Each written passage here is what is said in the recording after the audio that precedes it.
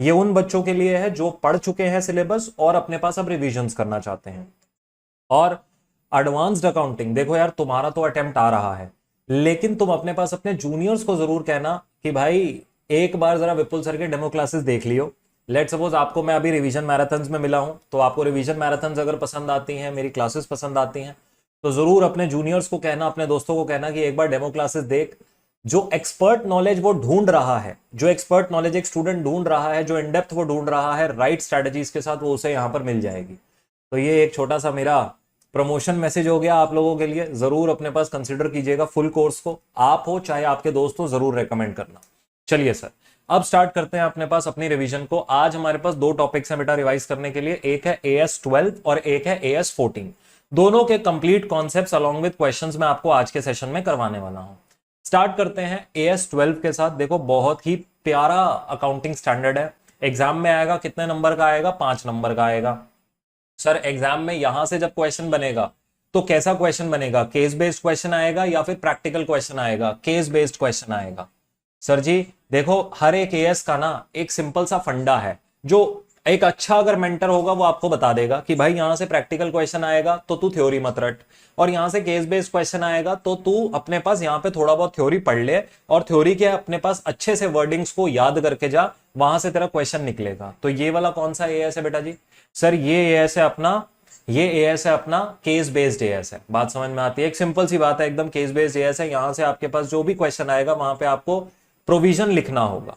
चलिए sir, AS12 accounting for government grant की बात करता है। ब्रॉडली आपके पास 4 एरियाज में आज के रिवीजन में कवर करवाऊंगा, और 4 एरियाज ये एएस भी कवर करता है। पहला है मीनिंग क्या है ग्रांट का, उसका रिकॉग्निशन क्राइटेरिया क्या है। दूसरा है what are the types of grant और उनके ट्रीटमेंट्स क्या होते हैं। तीसरा है कि सर अगर हमें ग्रांट को रिफंड करना पड़ जाए किसी समय पर तो भाई साहब रिफंड के क्या ट्रीटमेंट होते हैं। और चौथा है कि sir what are the disclosure requirements जो ये एएस बोलता है।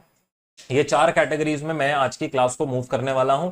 चारों के बारे में आपको फटाक से बता दूंगा, और आप लोगों से रिक्वेस्ट रहेगी जो बच्चे इसको देख रहे हैं, अगर आप अपने दोस्तों के लिए कमेंट सेक्शन में आफ्टर दी क्लास, जो सितंबर वाले हैं वो टाइम मिले तो देखना, अगर आप टाइम स्टैम्प्स डाल दें तो बहुत ही बढ़िया है, मैं उसको फिर डिस्क्रिप्शन में अपडेट कर दूंगा। ठीक है, ये छोटा सा काम आप लोगों के लिए है कि टाइम स्टैम्प डाल देना जहां जहां से मैंने जो जो टॉपिक स्टार्ट किया है। चलिए सबसे पहले बात करते हैं sir ji, meaning of government grant. What is the meaning of government grant? चल सर देखिए, ग्रांट क्या है, एक सिंपल सी चीज समझ लीजिए, ये एक असिस्टेंस है। असिस्टेंस का मतलब क्या होता है? एक सपोर्ट है, एक मदद है। कौन देता है भाई? नाम किसका लिखा है? सरकार देती है। सरकार में कौन सी सरकार हो सकती है? क्या स्टेट गवर्नमेंट है, सेंट्रल गवर्नमेंट है, यूनियन गवर्नमेंट है? कौन सी गवर्नमेंट है जो सर हमें यहां पर ये ग्रांट देने वाली है? भाई कोई भी दे सकता है, सेंटर स्टेट मिलकर भी दे सकते हैं। हाँ भाई दे सकते हैं, बिल्कुल दे सकते हैं। तो सरकार से आने वाली कोई भी मदद को हम क्या बोलते हैं? गवर्नमेंट ग्रांट बोलते हैं। इतना तुमको क्लैरिटी होना चाहिए। पढ़ लो, यहां पर कहता है भाई अगर कोई असिस्टेंस आती है सरकार से, अब चाहे वो कैश में आए चाहे वो काइंड में आए। अब सवाल उठता है, कैश में तो हमें समझ में आता है कि रोकड़ा आ गया, लेकिन काइंड का क्या मतलब होता है साहब? बड़ा सिंपल है भाई, काइंड का मतलब होता है कि अब रोकड़ा नहीं आया, अब अपने पास क्या आया है? कोई एसेट आ गया। उसका ट्रीटमेंट क्या होता है? आगे सब कुछ लिखा हुआ है, चिंता करने की बिल्कुल भी जरूरत नहीं है। तो भाई साहब काइंड में भी आपके पास असिस्टेंस आ सकती है, और ये एंटरप्राइज को दिया जाता है किस लिए? उस पर कुछ कंडीशंस लगाई जाती हैं। अब सर कंडीशन ऐसी हो सकती हैं कि भाई तू पास्ट में कुछ एफर्ट्स कर, मतलब कंपनी को कह रहे हैं भाई तू पास्ट में कुछ एफर्ट्स कर, या तेरे को फ्यूचर में कुछ एफर्ट्स करने पड़ेंगे अगर तेरे को ये ग्रांट मिलती है तो। फॉर एग्जाम्पल सरकार ने हमको अप्रोच किया, हमको बोला विपुल सर आपको आई विजन के अंदर एक अपने पास फ्री बैच लॉन्च करना पड़ेगा, तो हम आपको ग्रांट देंगे 10 लाख रुपए की। अब सरकार ने कंडीशन क्या लगा दी? विपुल सर आपको ये फ्री बैच लॉन्च करना पड़ेगा और खत्म करना पड़ेगा, तो जो आप जब ये बैच खत्म कर लेंगे, आप अपने प्रूफ सबमिट करेंगे, तो हम आपको ग्रांट दे देंगे 10 लाख रुपए की। तो यहां पर क्या है? पहले मुझे एफर्ट्स करने पड़ेंगे, फिर मेरे को सरकार से असिस्टेंस आएगा, नंबर 1। दूसरा कंडीशन क्या हो सकता है? मुझे सरकार ने कहा विपुल सर एक काम करिए, आप चले जाइए नॉर्थ ईस्ट में जाकर एक आई विजन का सेंटर ओपन करिए, और वहां पर जाकर स्टूडेंट्स को लिटरेट करिए सीए कोर्स के बारे में। मैंने कहा ठीक है सर कर देता हूं, मुझे क्या मिलेगा? सरकार ने कहा आपको देंगे पूरे 50 लाख रुपए, आज ही मिल जाएंगे। आप जाइए वहां पर सेटअप करिए अपने सेंटर का, वहां पर टीचर्स हायर करिए, वहां पर स्टूडेंट्स के लिए प्रमोशन करिए, और उनको बुलाइए, आज ही 50 लाख रुपए मिल जाएंगे। तो अब ये किस चीज का एग्जाम्पल हो गया सर? ये एग्जाम्पल हो गया हमारे पास कि आज हमें पैसा मिल जाएगा, लेकिन कंप्लायंस फ्यूचर में करना है। अब यहां पर एक सबसे बड़ा जो कंफ्यूजन आता है वो क्या आता है? सर मेरे को पैसा जिस दिन मिल रहा है क्या मैं उस दिन रिकॉग्नाइज करूंगा ग्रांट को, या जब मैं अपना कंप्लायंस पूरा कर लूंगा तब रिकॉग्नाइज करूंगा ग्रांट को? भैया ये लॉजिक तो तुम्हारे को पता होना चाहिए ना। क्यों पता होना चाहिए? कुछ रोज पहले मेरे पास एक लड़की आई, लड़की ने कहा सर मैंने आपसे एडवांस अकाउंटिंग का पूरा कोर्स पढ़ा है, लेकिन आपने कहा कि भाई अगर फ्यूचर कंप्लायंस करना है, आपने कहा सर फ्यूचर कंप्लायंस अभी अभी कंप्लायंस हुए नहीं है, अभी पैसा आ गया है लेकिन कंप्लायंस नहीं हुए। आपने कहा कि अगर फ्यूचर में भी कंप्लायंस है तो भी हम ग्रांट को रिकॉग्नाइज कर सकते हैं। मैंने कहा हाँ बेटा कर सकते हैं। तो उसने कहा सर ये तो प्रूडेंस के खिलाफ है। मैंने कहा बेटा जी आपने रिकॉग्निशन क्राइटेरिया पढ़ा था पूरा अच्छे से?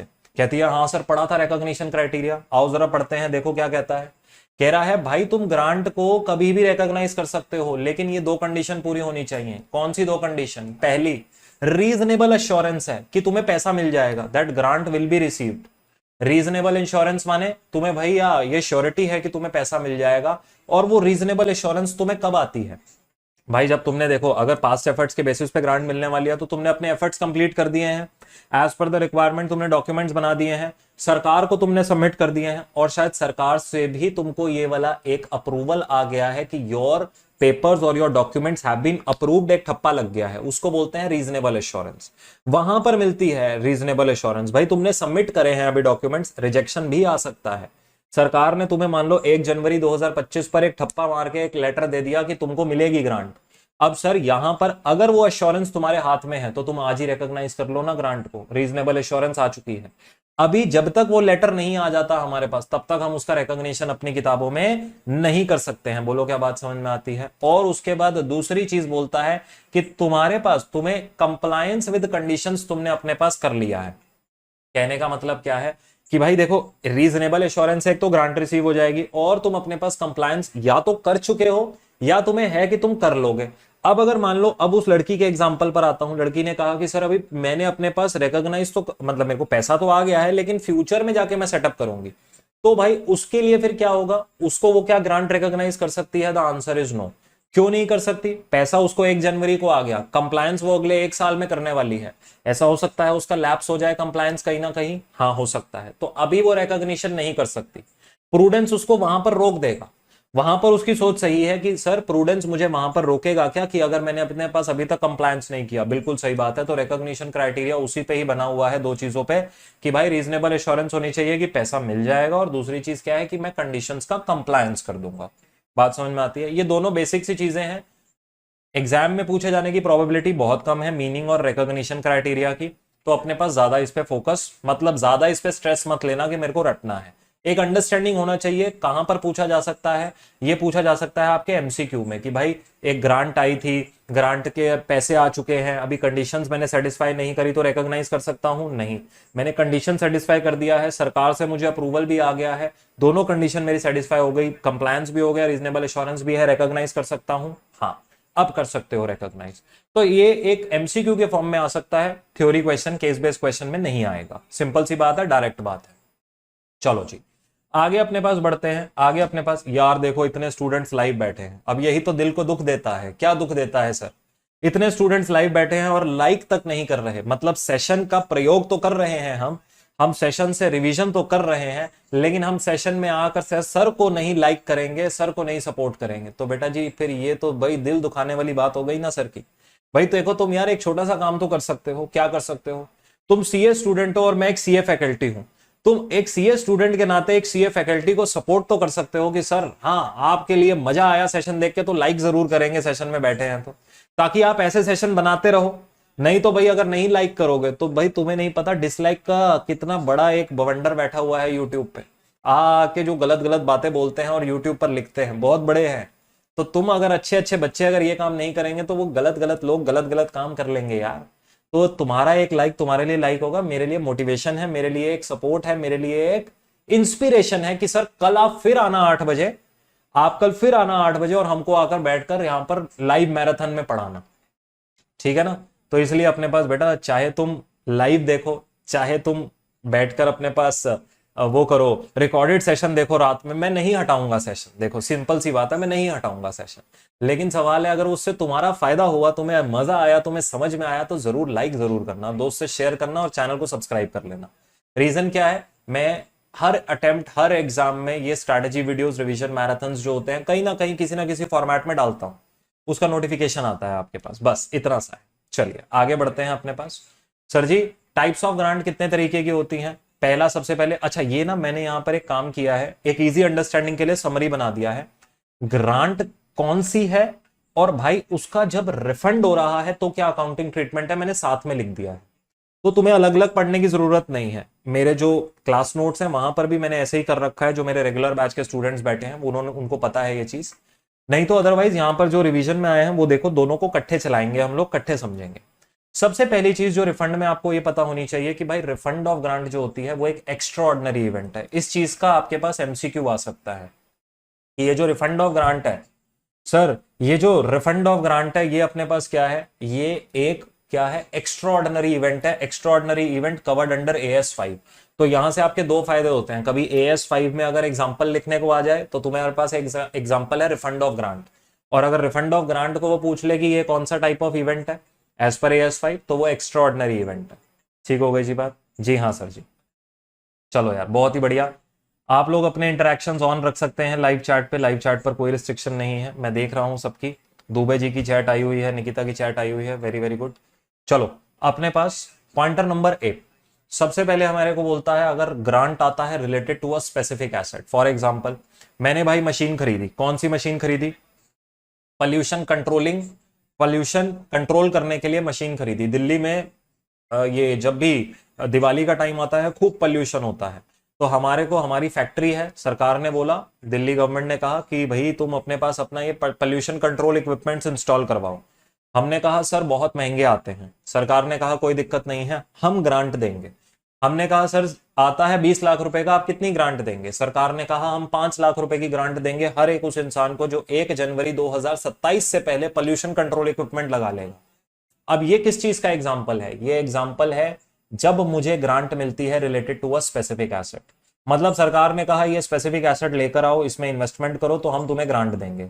अब इसके दो ट्रीटमेंट होते हैं जो एएस बोलता है। एएस कहता है भाई एसेट के लिए ग्रांट आया है, या तो एक काम करो एसेट की कॉस्ट में से कम कर दो। एंट्री क्या करोगे? पहला treatment, deduct from the value of asset, what would be the journal entry. Live chat पर लिखो, लाइव चैट पर इंटरेक्शन चाहिए। सर अगर मेरे पास यहां पर ये ग्रांट आ रही है विच इज जो एसेट के लिए आ रही है, और मेरा है कि मेरे को उसको डिडक्ट करना है from value of asset, so what would be the journal entry. I am not going to tell you, you have your exams in next 20 days. What are you guys doing if you don't know the journal entry? Come on guys, you have to write it on the live chat. ये जो है अपने पास, ये वो session नहीं है मेरे नन्हे मुन्नो जहां पर बैठकर हमने सिर्फ सुनना है। ना ना ना ना ना भाई, क्लास में आओगे अगर मेरी तो तुम्हें जवाब देने पड़ेंगे, और मैं पूछता रहूंगा जब तक तुम जवाब नहीं दोगे। तो अपने पास और एक चीज और याद रखना, एक चीज और याद रखना, दो कैटेगरी ऑफ स्टूडेंट्स होते हैं। एक जो जवाब देने में आगे होते हैं, दूसरा जो कहते हैं अबे हमसे जवाब लेके दिखाएगा, हमने तो आज तक किसी को जवाब ही नहीं दिया, तू कौन सी खेत की मूली है, हम ऐसे ही बैठेंगे क्लास में आए हैं। तो बेटा कोई बात नहीं, कोई बात नहीं, क्या हो जाएगा, मुझे जवाब नहीं दोगे, इंस्टीट्यूट को तो देना पड़ेगा। जब एग्जाम में जाओगे वहां पे पेपर में तो लिखना ही पड़ेगा। तो यहां पर सिर्फ तुम्हारा इंटरेक्शन बढ़ा रहा हूं ताकि तुम्हारा क्लास में ध्यान बना रहे, वो तुमको नींद ना आए, इसलिए सिर्फ और सिर्फ। तुम नहीं भी जवाब दोगे, तुम्हारे दोस्त जवाब देंगे। देखो सिंपल सी बात है यार दोस्तों, मैं हमेशा से यही समझाता आया हूं, जितना ज्यादा आप क्लास में अटेंटिव रहकर इंटरैक्ट करोगे, उतना ही आपके दिमाग को एक फीड मिलता है कि भाई मुझे हर सेकंड अटेंटिव रहना है इस क्लास में, और उतना ही ज्यादा वो ग्रास्प करेगा और सुनेगा। उससे मेरा कोई फायदा नहीं है। आपको लगता है सर मैं लाइव चैट पे लिखूंगा विपुल सर बिलियनियर बन जाएंगे, ऐसा कुछ नहीं होता मेरे नन्हे मुन्नो। यूट्यूब लाइव चैट पर लिखने का 1 रुपया भी नहीं देता, तो मैं तुमको सच बता दूं, तो अगर तुम लाइव चैट पे लिख रहे हो केवल तुम्हारा फायदा है। ठीक है ठीक है। चलो अब मानते हो, हंसी भी आ गई है इसी बात पे। तो भाई अगर ग्रांट का तुमको अंडरस्टैंडिंग नहीं है तो यहां पर लिख लेना, ये देखो एंट्री होगा भाई, मेरे बैंक अकाउंट में पैसा आ रहा है, debit the receiver to asset account. मैं अपनी एसेट की कॉस्ट को क्या करूंगा सर, कम करूंगा। मेरे को 10 लाख रुपए का, 5 लाख रुपए का ग्रांट की बात करी थी हमने।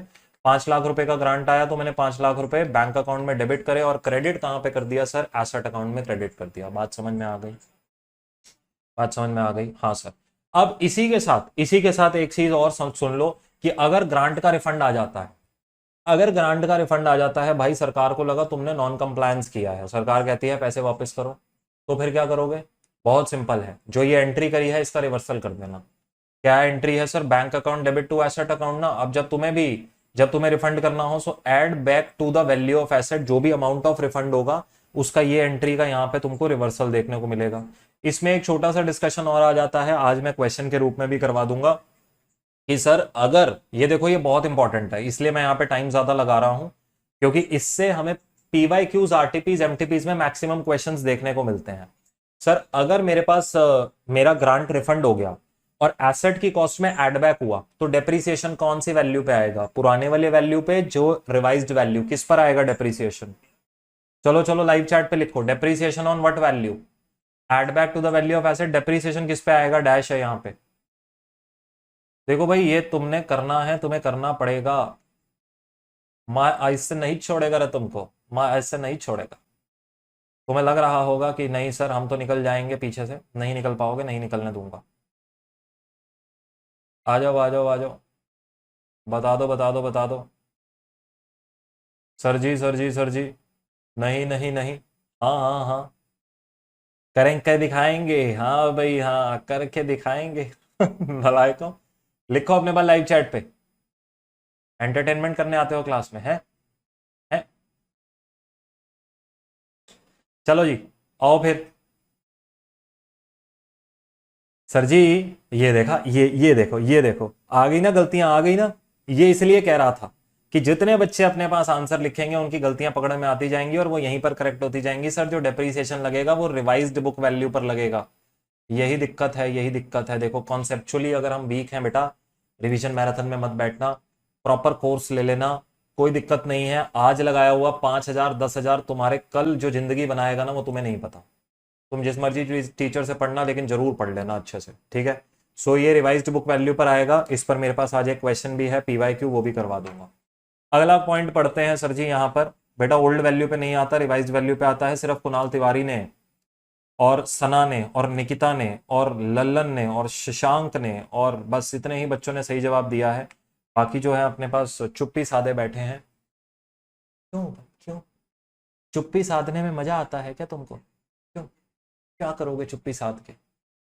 कहीं ना कहीं तो मुंह खोलना ही पड़ेगा। नहीं बोलोगे, कोई बात नहीं। चलो, मेथड नंबर 2 क्या कहता है? मेथड नंबर 2 कहता है भाई देखो, अगर ग्रांट है और वो अब तुम उसको एसेट की कॉस्ट में से नहीं कम करते, तो एक और मेथड है, तुम उसको एज अ डेफर्ड इनकम दिखा सकते हो। मतलब उसको as a separate item carry कर सकते हो अपनी बुक्स में। उसको एसेट की कॉस्ट में से मत कम करो। अदर टाइप ऑफ ट्रीटमेंट जो एएस अलाउ करता है वो उसको ये कहता है कि भाई जब तुम्हारे पास ग्रांट आए ना, तो तुम एक काम करना, एंट्री कर देना bank account debit to deferred government grant account. Entry क्या कर देना बेटा? शॉर्ट में लिख रहा हूं, एग्जाम में मत शॉर्ट में लिखाना। डेफर्ड गवर्नमेंट ग्रांट अकाउंट की एंट्री पास कर देना। जैसे अब तुमको 5 लाख रुपए आए हैं ना, तो पहले तुमने क्या किया था? बैंक अकाउंट में डेबिट करके एसेट अकाउंट में क्रेडिट कर दिया था, विच इज राइट। बट अगर तुम चाहो तो तुम एसेट में से मत कम करो। अब कोई नहीं कम करना चाहता तो तुम उसका एक सेकंड ट्रीटमेंट दे सकते हो, डेफर्ड गवर्नमेंट ग्रांट अकाउंट में उसको क्रेडिट कर सकते हो। लेकिन सर अब इसका होगा क्या?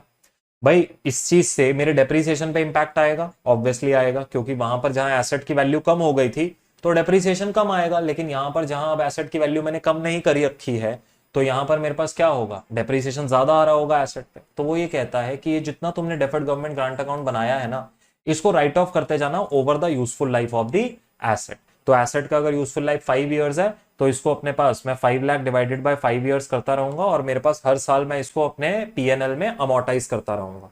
एंट्री क्या रहेगी? Deferred government grant to PNL account, ठीक है? अब सर अगर यहां पर वो ये बोल देता है कि अगर मेरे को ग्रांट आया था और मैंने डेफर्ड गवर्नमेंट ग्रांट अकाउंट में डाला और मेरे पास रिफंड ऑफ ग्रांट आ जाता है कि भाई मेरे को अब रिफंड करना है ग्रांट, तो उस केस में क्या होगा सर? बहुत ही सिंपल ट्रीटमेंट है भाई। जितना तेरा बैलेंस पड़ा होगा ना डेफर्ड गवर्नमेंट ग्रांट अकाउंट में, पहले तो वो रिवर्स करियो। सो डेफर्ड गवर्नमेंट ग्रांट अकाउंट में तूने क्रेडिट कर रखा है तो उसको डेबिट करियो सबसे पहले, ठीक है? Deferred government grant account debit, जितना तेरा बैलेंस पड़ा है पहले तो उसको डेबिट करियो। उन्होंने पूरा 5 लाख वापस मांग लिया। अब जितना तेरे पास कम होगा वो तो पीएनएल में डेबिट कर दियो, ठीक है? जैसे मान ले तेरे अकाउंट में पड़े हैं 2 लाख रुपए, तो तूने क्या करना है? अपने पास डेफर्ड गवर्नमेंट ग्रांट अकाउंट में तेरे पास 2 लाख रुपए पड़े थे, तो तू 2 लाख से इसको डेबिट कर।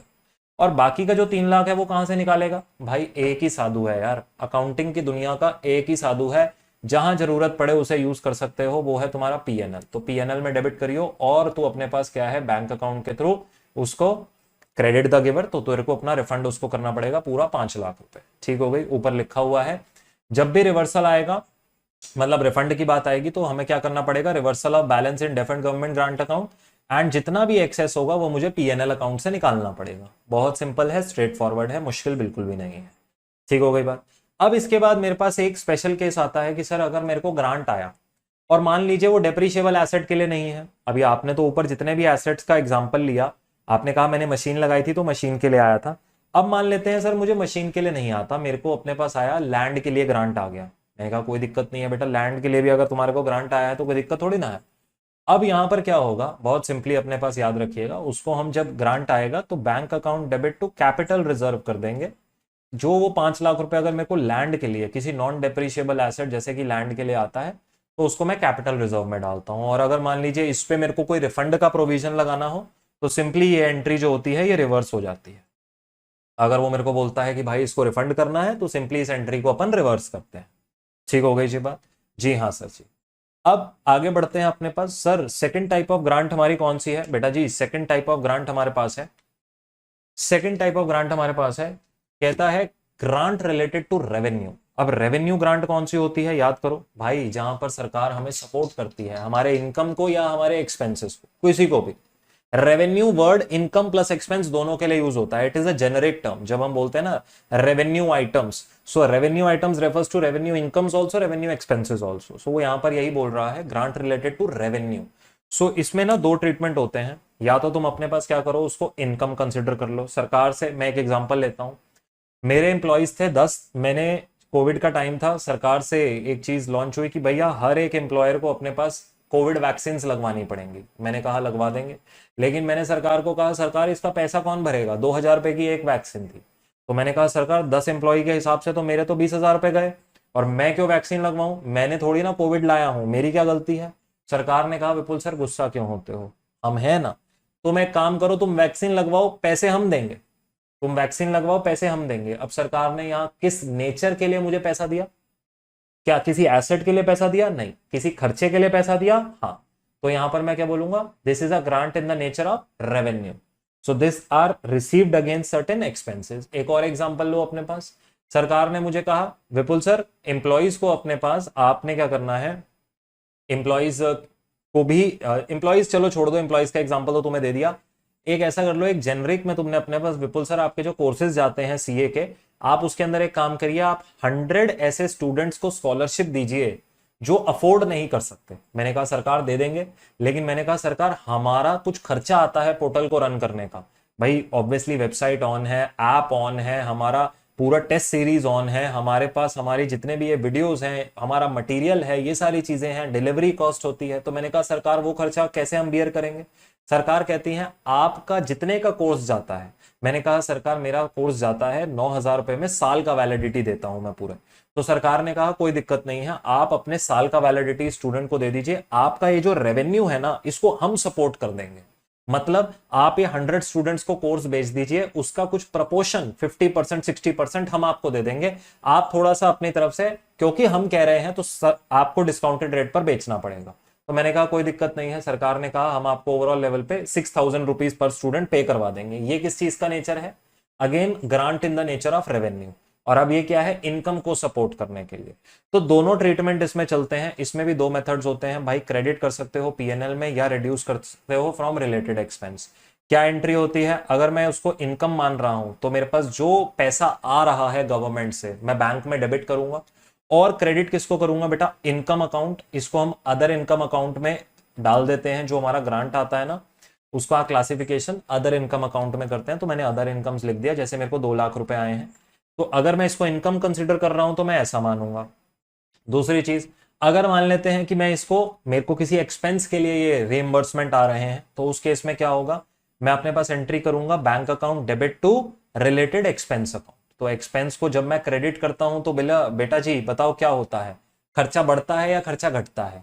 सर ऑफ कोर्स खर्चा घटता है, सो यही बोल रहा है reduce from related expense.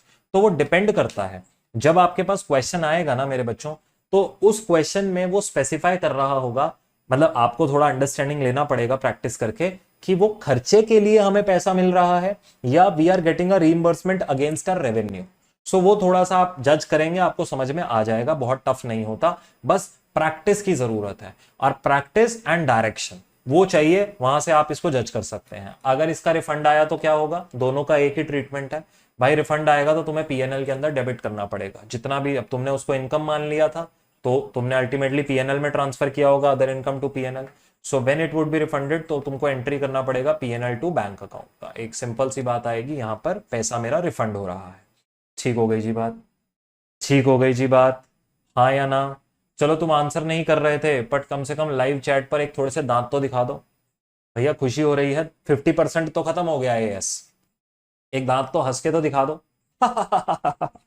Sir बहुत मजा आ रहा है। अरे भाई टेंशन, मैं पता है मुझे तुम्हें टेंशन है, तुम सितंबर 25 का अटेम्प्ट लिखने जा रहे हो, मैं जानता हूं तुम्हें टेंशन है, तुम्हें एंजाइटी भी है, मैं ये भी जानता हूं।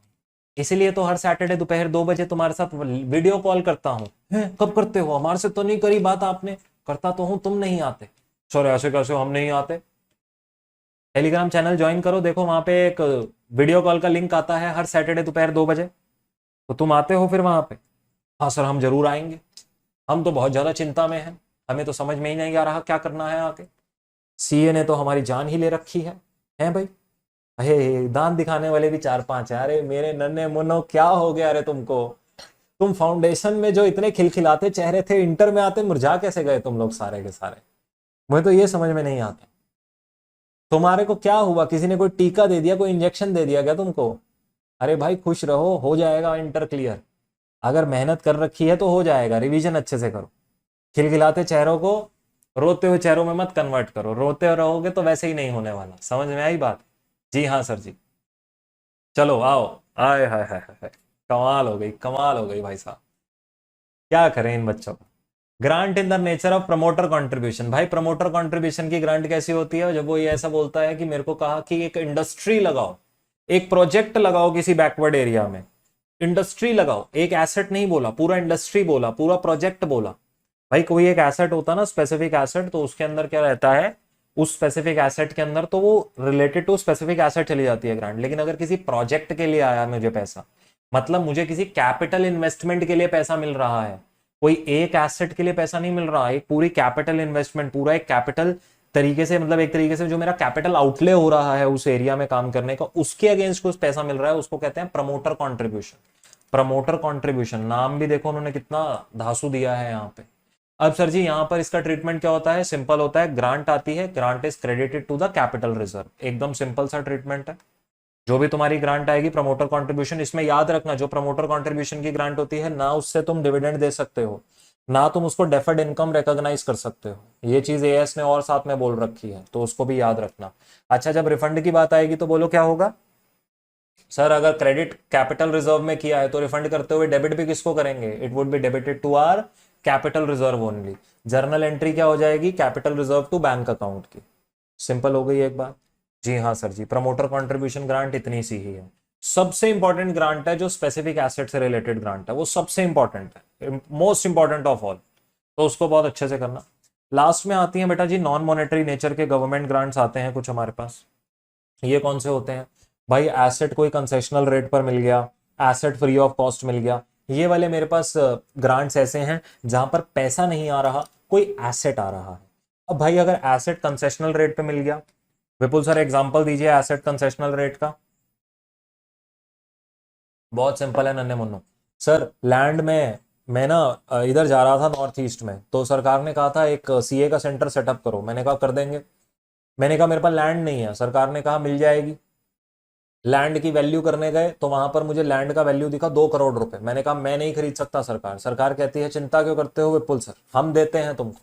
मैंने कहा कितने में, सर्कल रेट तो 2 करोड़ है। सरकार कहती है तुमको दिया 20 लाख रुपए में। भाई मुझे कंसेशन दिया सरकार ने, बिल्कुल दिया, तो मेरे लिए कितने का हो गया ग्रांट, 20 लाख रुपए का। मैं एंट्री कितने पे करूंगा, जितने पे मेरा एक्विजिशन कॉस्ट है। सो रिकॉर्ड एट एक्विजिशन, जो एसेट आएगा एसेट टू बैंक में करूंगा 20 लाख रुपए का। सो अगर मेरे को नॉन मॉनेटरी नेचर पर, मतलब नॉन मॉनेटरी नेचर की ग्रांट मिलती है, कोई एसेट मिलता है, तो मैं सिंपली उसको उसके एक्विजिशन कॉस्ट पे रिकॉर्ड करने वाला हूँ। दूसरी चीज आती है, अगर एसेट मुझे फ्री ऑफ कॉस्ट मिल जाता है, 1 रुपया भी नहीं लिया सरकार ने मुझसे, मजे हो गए।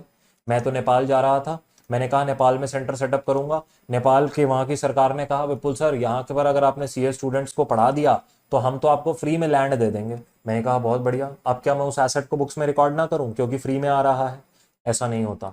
AS12 ने कहा विपुल सर अगर आपको कोई एसेट फ्री में मिल रहा है, कहीं पर भी आपको मिल रहा है, जैसे भी आप अकाउंटिंग मतलब आप इंडियन एंटिटी हो ना, तो एएस तो आप पर लग ही रहे हैं ना, तो आपको उसको नॉमिनल वैल्यू पर, जो भी उस एसेट का नॉमिनल वैल्यू होगा उस पर आपको रिकॉर्डिंग करनी पड़ेगी। बात समझ में आती है?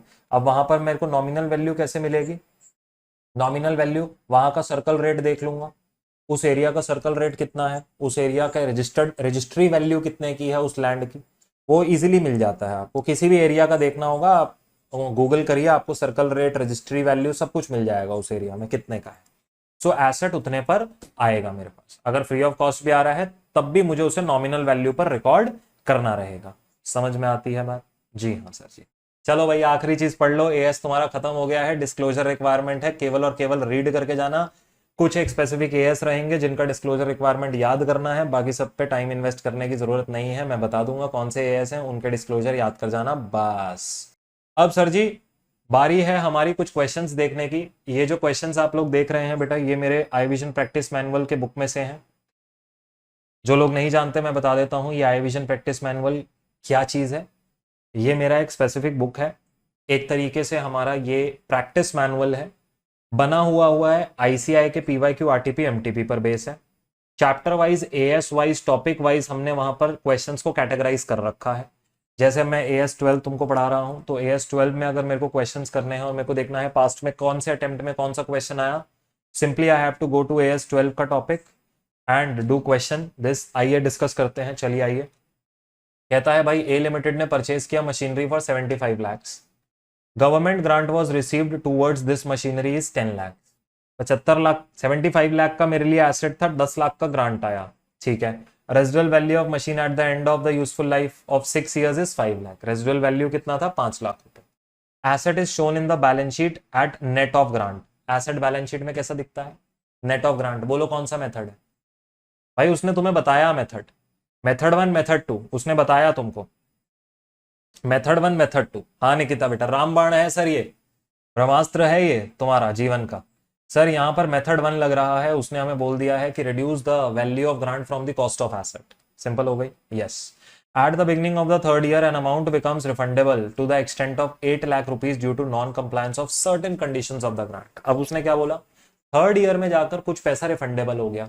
अब देखो मैंने तुम्हें क्या कहा था, इंस्टीट्यूट का फेवरेट कौन सा पार्ट है? कौन सा पार्ट फेवरेट है? स्पेसिफिक एसेट से रिलेटेड क्वेश्चन कहां से है? स्पेसिफिक एसेट का। You are required to give necessary journal entries for first and the third year in the books of A Limited। अब बोल बेटा क्या एंट्री होगी? सर एसेट खरीदने की एंट्री बतानी पड़ेगी, फाउंडेशन में आती है। क्या होती है? Asset to bank. सिंपल, कितने की आएगी बेटा? 75 लाख की। ये देखो, अब रुपीज इन लैक्स लिख दिया उन्होंने ऊपर, machine to bank 75 lakh, done. दूसरी एंट्री, ग्रांट आने की एंट्री क्या होती है? उसने कहा रिड्यूस करो from value of asset, bank to machinery. ये देख बेटा, बैंक टू मशीन की एंट्री आ गई। तीसरी एंट्री साहब डेप्रीसिएशन की है, डेप्रीसिएशन निकालना AS10 ने सिखाया हुआ है। रिवीजन आएगी AS10 की, लेकिन अपने को एंट्री आती है AS की। डेप्रीसिएशन कैसे लगता है सर? बहुत सिंपल है, बता बेटा। देख 75 लाख की कॉस्ट थी, 10 लाख का ग्रांट आया, तूने एसेट की कॉस्ट में से कम कर दिया, तो तेरे पास कितना बचा? 65 लाख। अब उस 65 लाख में से क्या पूरे 65 लाख को डेप्रीशिएट कर देगा? नहीं। रेजिडुअल वैल्यू अवेलेबल है? हाँ अवेलेबल है। तो तू क्या करेगा? 65 लाख में से सबसे पहले रेजिडुअल वैल्यू माइनस करेगा, उसके बाद क्या करेगा? सर कितना लाइफ है एसेट का? देखो यहाँ पे लाइफ दिया हुआ है 6 साल का। अब कितना आया? 60 lakh divided by 6, 10 lakh rupees per annum का मेरे पास डेप्रीसिएशन का रेट है। सिंपल हो गई बात। डेप्रीसिएशन की एंट्री क्या होती है बेटा? फाउंडेशन में करी थी, बहुत सिंपल है। Depreciation to asset, simple. आओ देखो यहाँ पे क्या है, depreciation to asset account. Done है, क्लोज है। दिक्कत परेशानी? फर्स्ट ईयर क्लोज हो गया, आखिरी में पीएनएल में ट्रांसफर कर देना डेप्रीसिएशन को। ईयर एंड पे सारे खर्चे पीएनएल में जाते हैं। हो गया 10 लाख रुपए की एंट्री। अब उसने कहा थर्ड ईयर की एंट्री बताओ। थर्ड ईयर में ग्रांट अगर रिफंडेबल हो गई, बोलो क्या सिखाया था? सर अगर मेथड 1 फॉलो होता है, खुद से पूछो सवाल, मेथड 1 फॉलो होता है तो बोलो बेटा क्या होता है। अगर ग्रांट रिफंडेबल हुआ, very very good Dubey ji, Nikita, बेटा अपने पास आंसर करते रहो लाइव चैट पे। देखो इट इज नॉट अबाउट कि सर हमारा नाम लेंगे या नहीं लेंगे, it is about your hard work. CA का डिग्री आपको मिलेगा, ठीक है। तो अगर अब ग्रांट रिफंडेबल हुआ, जर्नल एंट्री क्या बनती है बोलो। यहाँ पे सारे बच्चों का आंसर चाहिए मुझे, मैं नहीं दिखा रहा यहाँ पे स्क्रीन पे। क्यों दिखाऊं स्क्रीन पे? क्या तुम्हें वहां स्क्रीन मिलेगी क्या पेपर में? तुमने जुगाड़ कर लिया आईसीआई के साथ? कोई दिखा देगा पेपर में आंसर? भैया देखो, खुद आंसर करना पड़ेगा, और करोगे तुम आंसर, करोगे तुम आज आंसर। आज बेटा तुम्हें तुम्हारे ये सीए कोर्स की कसम, आज अगर तुमने आंसर ना लिखा यहाँ पे, या आने वाले अटेम्प्ट की कसम है तुम्हें, अगर तुमने आज अपने मुंह से आंसर ना बोला तो बस। अब तुमको उठाना पड़ेगा, तुम्हारी सोती हुई आत्माओं को उठाना पड़ेगा। सो चुके हो तुम, फाउंडेशन में खिलखिलाते चेहरे मुरझा चुके हैं। क्या हुआ तुम्हारे साथ इंटर में, कहाँ चले गए थे तुम?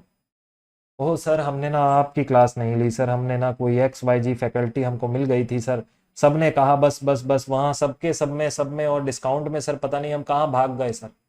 और क्या इंजेक्शन लग गया तुमको इंटर में आते ही, क्या हो गया? फाउंडेशन में तो मजा जिंदगी चल रही थी, एक्सपर्ट बने बैठे थे तुम तो। हाँ क्या हुई एंट्री? हाँ कोई बात नहीं, चलो very very good Dubey ji, Nikita, Sana, Lalan,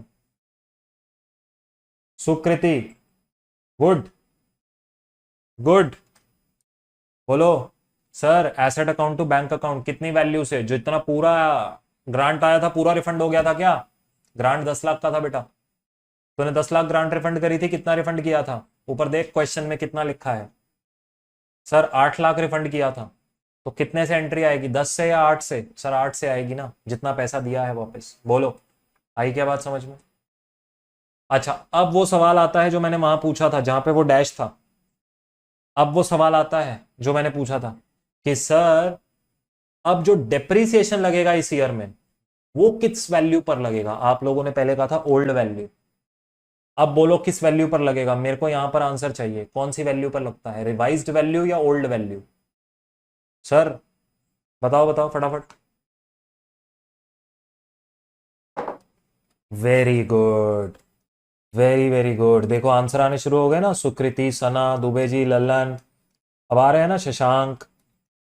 आएंगे, मैं तुम्हें उठा दूंगा तुम्हारी सोती आत्माओं को बेटा, जहां से भी तुम जो भी करके आए हो। तुषार, निकिता, ये जो तुमने अपने पास गलत गलत काम कर रखे हैं ना। चलो अब डेप्रीसिएशन कैसे निकलेगा सर? ये वर्किंग नोट नहीं देखना अभी, मैंने खुद कंपटीशन करनी है। मुझे एक चीज बताओ, मुझे एक चीज बताओ, यहाँ आ जाओ, साइड पे आ जाओ इधर, मैं वर्किंग नोट खुद बनाऊंगा। भाई एसेट का कॉस्ट कितना था तेरे लिए? बोल बोल बोल बोल बोल फटाफट। 75 लाख था तेरे पास, तेरी ग्रांट आई थी 10 लाख रुपए की, हाँ या ना? हाँ।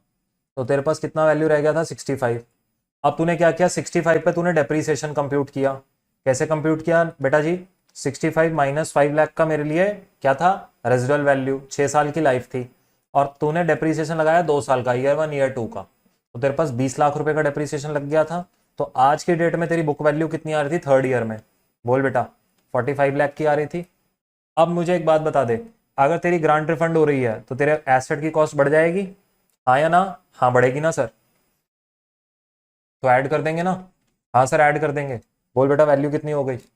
सर 53 की वैल्यू हो गई। अगली बात मुझे बता दे, अब डेप्रीसिएशन किस पे निकाल दूं, 45 पे या 53 पे? 101% 53 पे निकलेगा। बोल कैसे निकलेगा डेप्रीसिएशन? सर 53 में से माइनस करूंगा रेजिडुअल वैल्यू, डिवाइड करूंगा रिमेनिंग यूजफुल लाइफ, कितना रह गया था? 4 साल रह गया था, माइनस करना, ये कितना आ गया? 12 लाख रुपए। खत्म। देखना डेप्रीसिएशन की एंट्री कितने से आई है।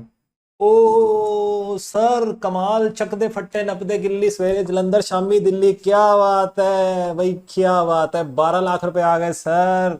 और ये 12 लाख सिर्फ 12 लाख नहीं है बेटा, ये 5 नंबर की तैयारी है तुम्हारे जो इस चैप्टर में से आने वाले हैं। समझ में आई तुमको? समझ में आई तुमको? अब तो हंस दो यार, क्यों इतने परेशान हो, कौन से कर्जों में डूबे हो, आखिरी में पीएनएल में ट्रांसफर कर देना और काम खत्म हो जाए। बोलो आया मजा?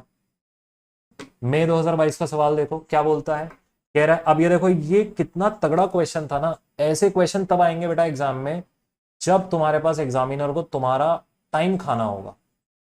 जैसे ये क्वेश्चन दिखे ना, एक बार के लिए इसको आखिरी में उठाना। अगर ऐसा क्वेश्चन कंपलसरी में नहीं हो, ऐसे क्वेश्चन दिखे आखिरी में उठाना। पता है क्यों? देखो अभी समझ में आ जाएगा।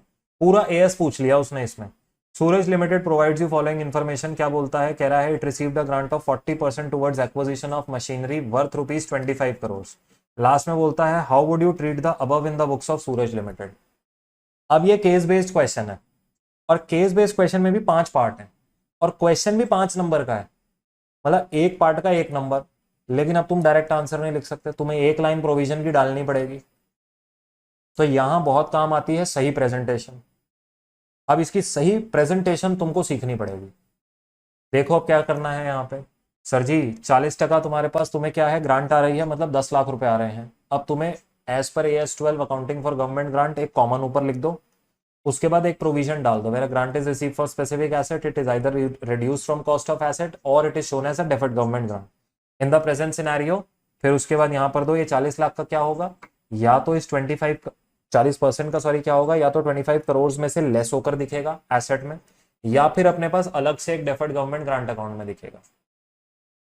सिंपल है, यही उन्होंने नीचे लिखा है। अब देखो यहां पर इन्होंने जितना बड़ा आंसर लिखा है ना, इतना हम एग्जाम में लिख नहीं सकते। सही डायरेक्शन चाहिए नहीं चाहिए यहाँ पे? बोलो sir.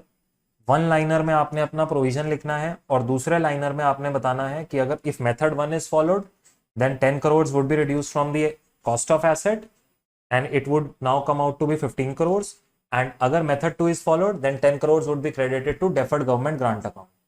That should be your 1 marks answer. Simple.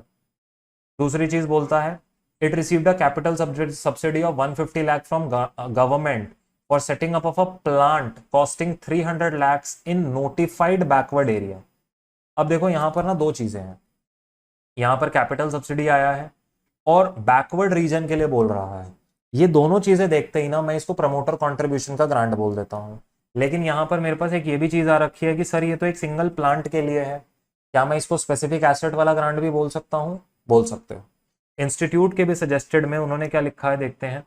कह रहा है in the given case 150 lakh is receive from central government for setting up of a plant in a backward area may be considered to be in the nature of promoter contribution. Amount of 150 lakh should be credited to capital reserve and plant would be shown at 300 lakhs। कहने का मतलब है उन्होंने यहाँ पर इसको केवल वो माना है कि ये प्रोमोटर कंट्रीब्यूशन का ग्रांट है। बट मुझे ऐसा लगता है कि अगर आप इसको एक स्पेसिफिक एसेट के लिए भी बोलोगे ना, क्योंकि ये एसेट रिलेटेड है, बट उसने ना यहाँ पर एक वर्ड यूज किया था जिसपे शायद इंस्टीट्यूट आपके इस बात पे नंबर काट सकते हैं। उन्होंने वर्ड यूज किया था capital subsidy. It received a capital subsidy. So promoter contribution के नेचर के लिए हमेशा कैपिटल सब्सिडी वर्ड यूज होता है। अगर आप प्रमोटर कॉन्ट्रीब्यूशन का जो एक्चुअल पैराग्राफ है एएस का, या अगर आप मेरे रेगुलर बैच स्टूडेंट हैं तो वहां पर जो मेरे नोट्स हैं, हैंड रिटन नोट्स, उनको भी देखोगे तो capital subsidy is a word that has been used for promoter contribution grants.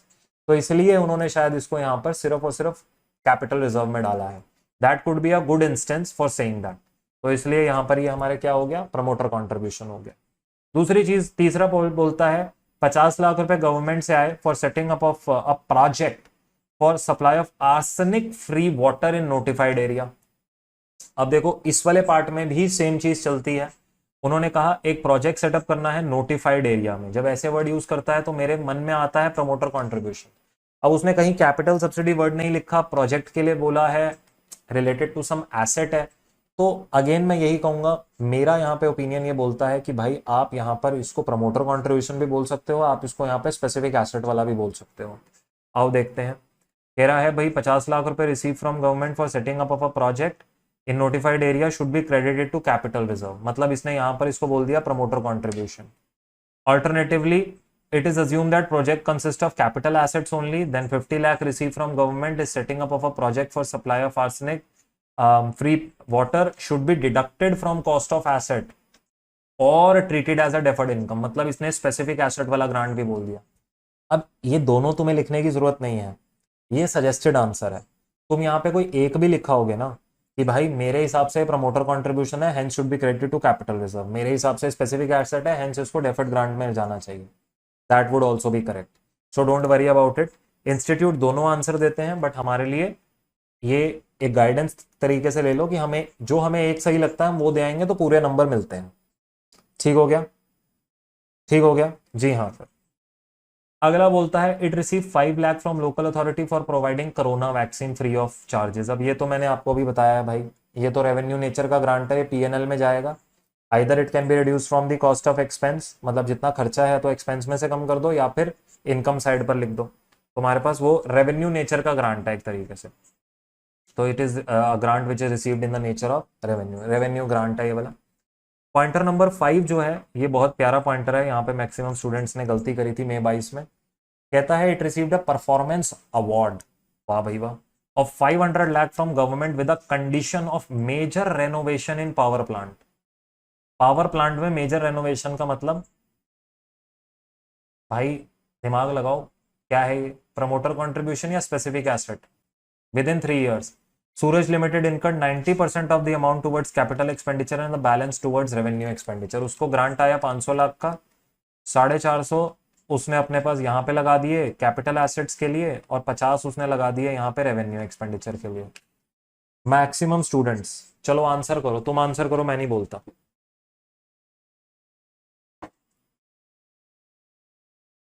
तुम आंसर करो, मैं नहीं बोलता। कौन सा, क्या करूं? देखो बेटा, क्लास में तो तुम्हें अटेंटिव रहना ही पड़ेगा। और हाँ यार, अगर वीडियो पसंद आ रही है ना मेरे बच्चे, अगर यहां तक तुम बैठे हो, लाइव बैठे हो रिकॉर्डेड बैठे हो, मुझे फर्क नहीं पड़ता। तुम अगर बैठे हो क्लास में और उसके बावजूद भी तुमने लाइक नहीं किया, मतलब तुम्हें बता रहे हो कि सर हम नहीं सपोर्ट करेंगे, आप चाहे लाओ चाहे ना लाओ ये रिवीजन मैराथन, हमें कोई फर्क नहीं पड़ता। फिर यही मैसेज है ना।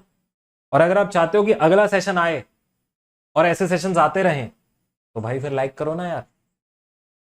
काय को नहीं लाइक करने का? पैसा लगता है क्या? पैसा पैसा जेब से पैसा जाता है तुम्हारे? अरे नहीं नहीं सर, पैसा नहीं जाता। तो फिर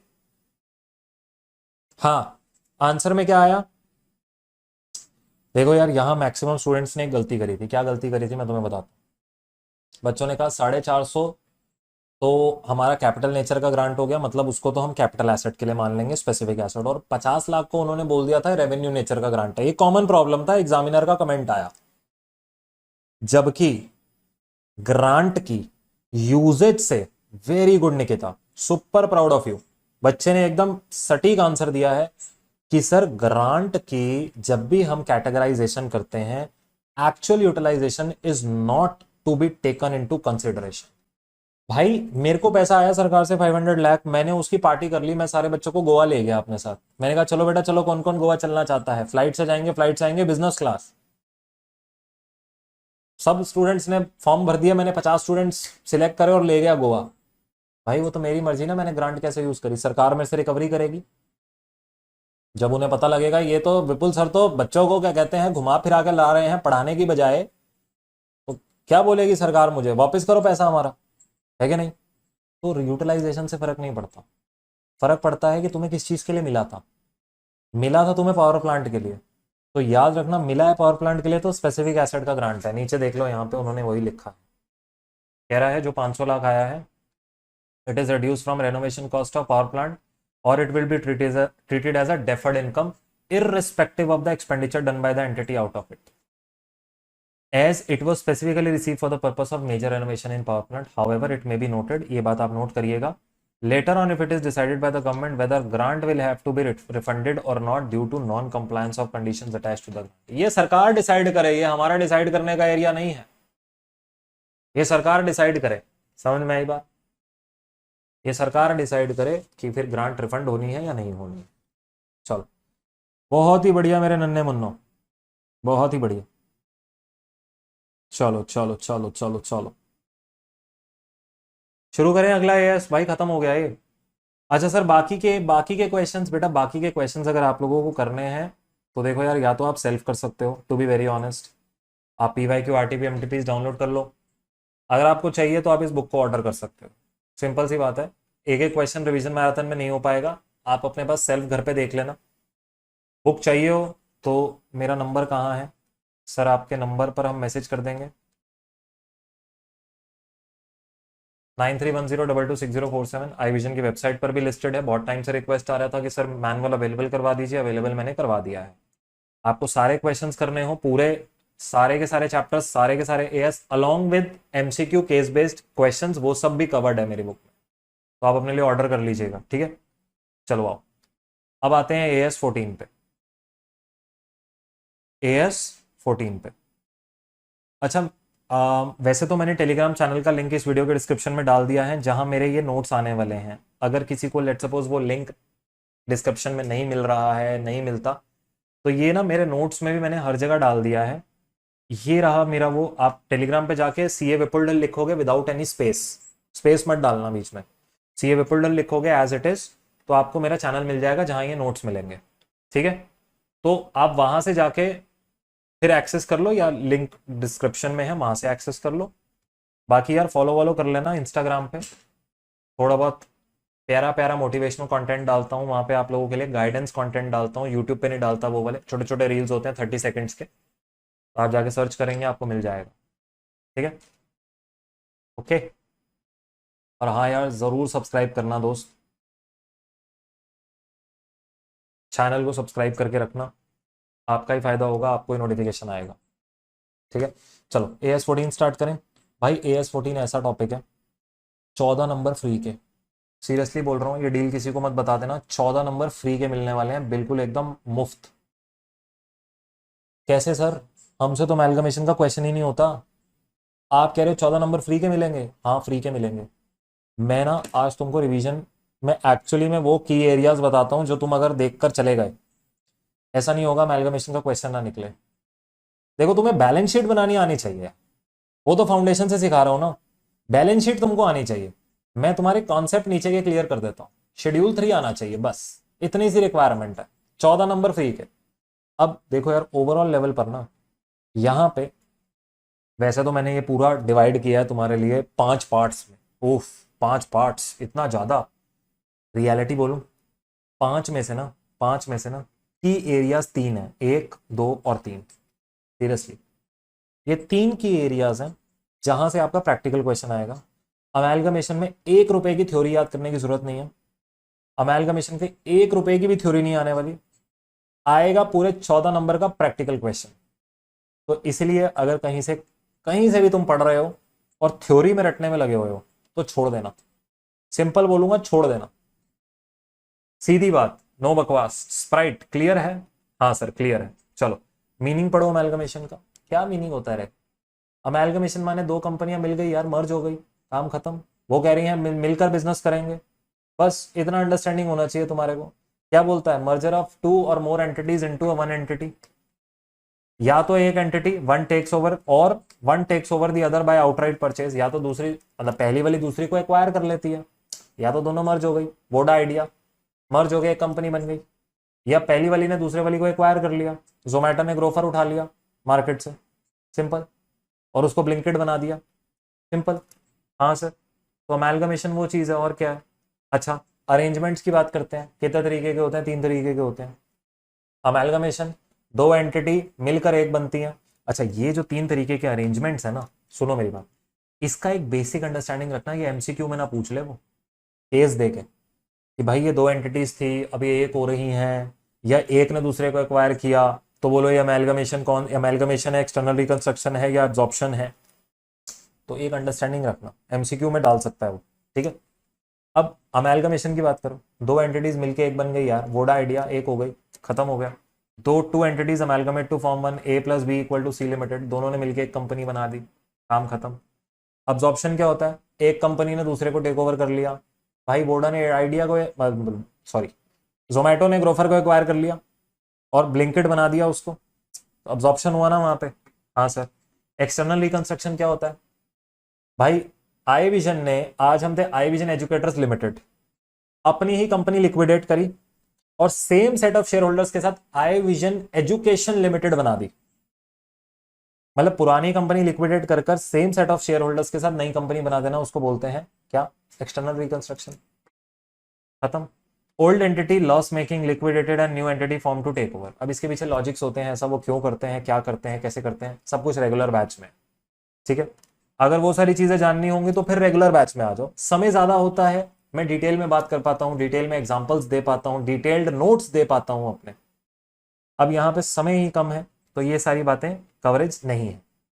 अच्छा, इन तीनों का जो डिफरेंस है वो एक बार के लिए रीड कर लेना, पेज 3.4 से 13.4 से आने नहीं वाला, एमसीक्यू के लिए पता होना चाहिए, बस सिर्फ एक रीड कर लेना, दैट्स ऑल। कोई तुमसे सीए इंटर के लेवल पे नहीं पूछने वाला what is the difference between 3 types of these arrangements, amalgamation, absorption and external reconstruction. Don't do that, ठीक है, don't waste your time on these things, ठीक है। अब जो सबसे जरूरी चीज है वो परचेज कंसिडरेशन। भाई अगर देखो एग्जामिनर को तुम्हारे को टेस्ट करना हुआ ना, सीधी बात बोलूं, अगर उसने तुम्हारी जान लेनी हुई तो वो अमेलगमेशन के अंदर परचेज कंसिडरेशन में खेलेगा तुम्हारे साथ। उसका रीजन बताता हूं तुमको। बच्चे परचेज कंसिडरेशन पे फोकस नहीं करते, बच्चों को लगता है अरे ये तो निकल जाएगा। होता क्या है, अगर तुमने परचेज कंसिडरेशन गलत किया तुम्हें अंडा मिलेगा क्वेश्चन में, 14 में से 0। भाई परचेज कंसिडरेशन की एंट्री और वर्किंग नोट सबसे जरूरी होता है अमेलगमेशन में, पता है तुम्हें ये बात? क्यों? क्योंकि अगर तुमने ये कैलकुलेशन गलत कर दी, सोच के देखो ना यार, तो तुमने पूरी ही गलती कर दी ना। तुम रियलाइजेशन में लेकर आए, तुमने परचेज कंसिडरेशन गलत लिखा है, तुम्हारा प्रॉफिट गलत, तुमने इक्विटी शेयर्स को, इक्विटी शेयर होल्डर को जो ट्रांसफर किया वो गलत, तुम्हारा जो भी लॉस या डेफिशिएंसी जो भी निकला वो गलत, तो ओवरऑल लेवल पर जो तुमने बैलेंस शीट बनाई वो गलत। तुम्हें 1 नंबर मिलेगा 14 में से just to attempt the question, वो भी शायद इंस्टीट्यूट ना दे। तो सबसे की एरिया ये है, सबसे की area, practice as many questions as possible for purchase consideration. Understood? Keep this thing in mind, this is the key area. Don't skip this. Amalgamation free के नंबर है अगर purchase consideration आता है तो। Take my words guys, you will remember me for this discussion in your exam. When you will look at amalgamation question, only difficulty you will find is purchase consideration. कि sir purchase consideration कैसे निकलना था exam में, क्योंकि examiner हर बार वही खेलता है। आज मैं क्वेश्चन दिखा दूंगा, उसने वहां पर इस बार तो सिंपल पूछ लिया मई 25 में, तो बच्चे खुश थे पेपर के बाद कि सर सिंपल परचेज कंसिडरेशन आया था, बिल्कुल हलवा, लेकिन उससे पिछले अटेम्प्ट्स में आया हुआ है तगड़ा। तो इसलिए परचेज कंसिडरेशन क्या होता है, मीनिंग कुछ नहीं रटना, बस एक बात याद रखना, परचेज कंसिडरेशन प्रैक्टिकली याद रखना वो होता है जो ट्रांसफरर कंपनी के शेयर होल्डर्स को देती है। दोबारा बोल दो, क्या होता है? ट्रांसफरी कंपनी, सुनो, ट्रांसफरी कंपनी ट्रांसफरर कंपनी के शेयर होल्डर्स को देती है। सुनो मेरी बात ध्यान से, फिर सुनो। नहीं हुआ, अभी भी नहीं हुआ, नहीं आया तुमको समझ में? ए बिक रही थी, ये ट्रांसफरर है, ये वेंडर है, ये सेलर है, बी खरीदार है, ये बायर है। समझो मेरी बात को।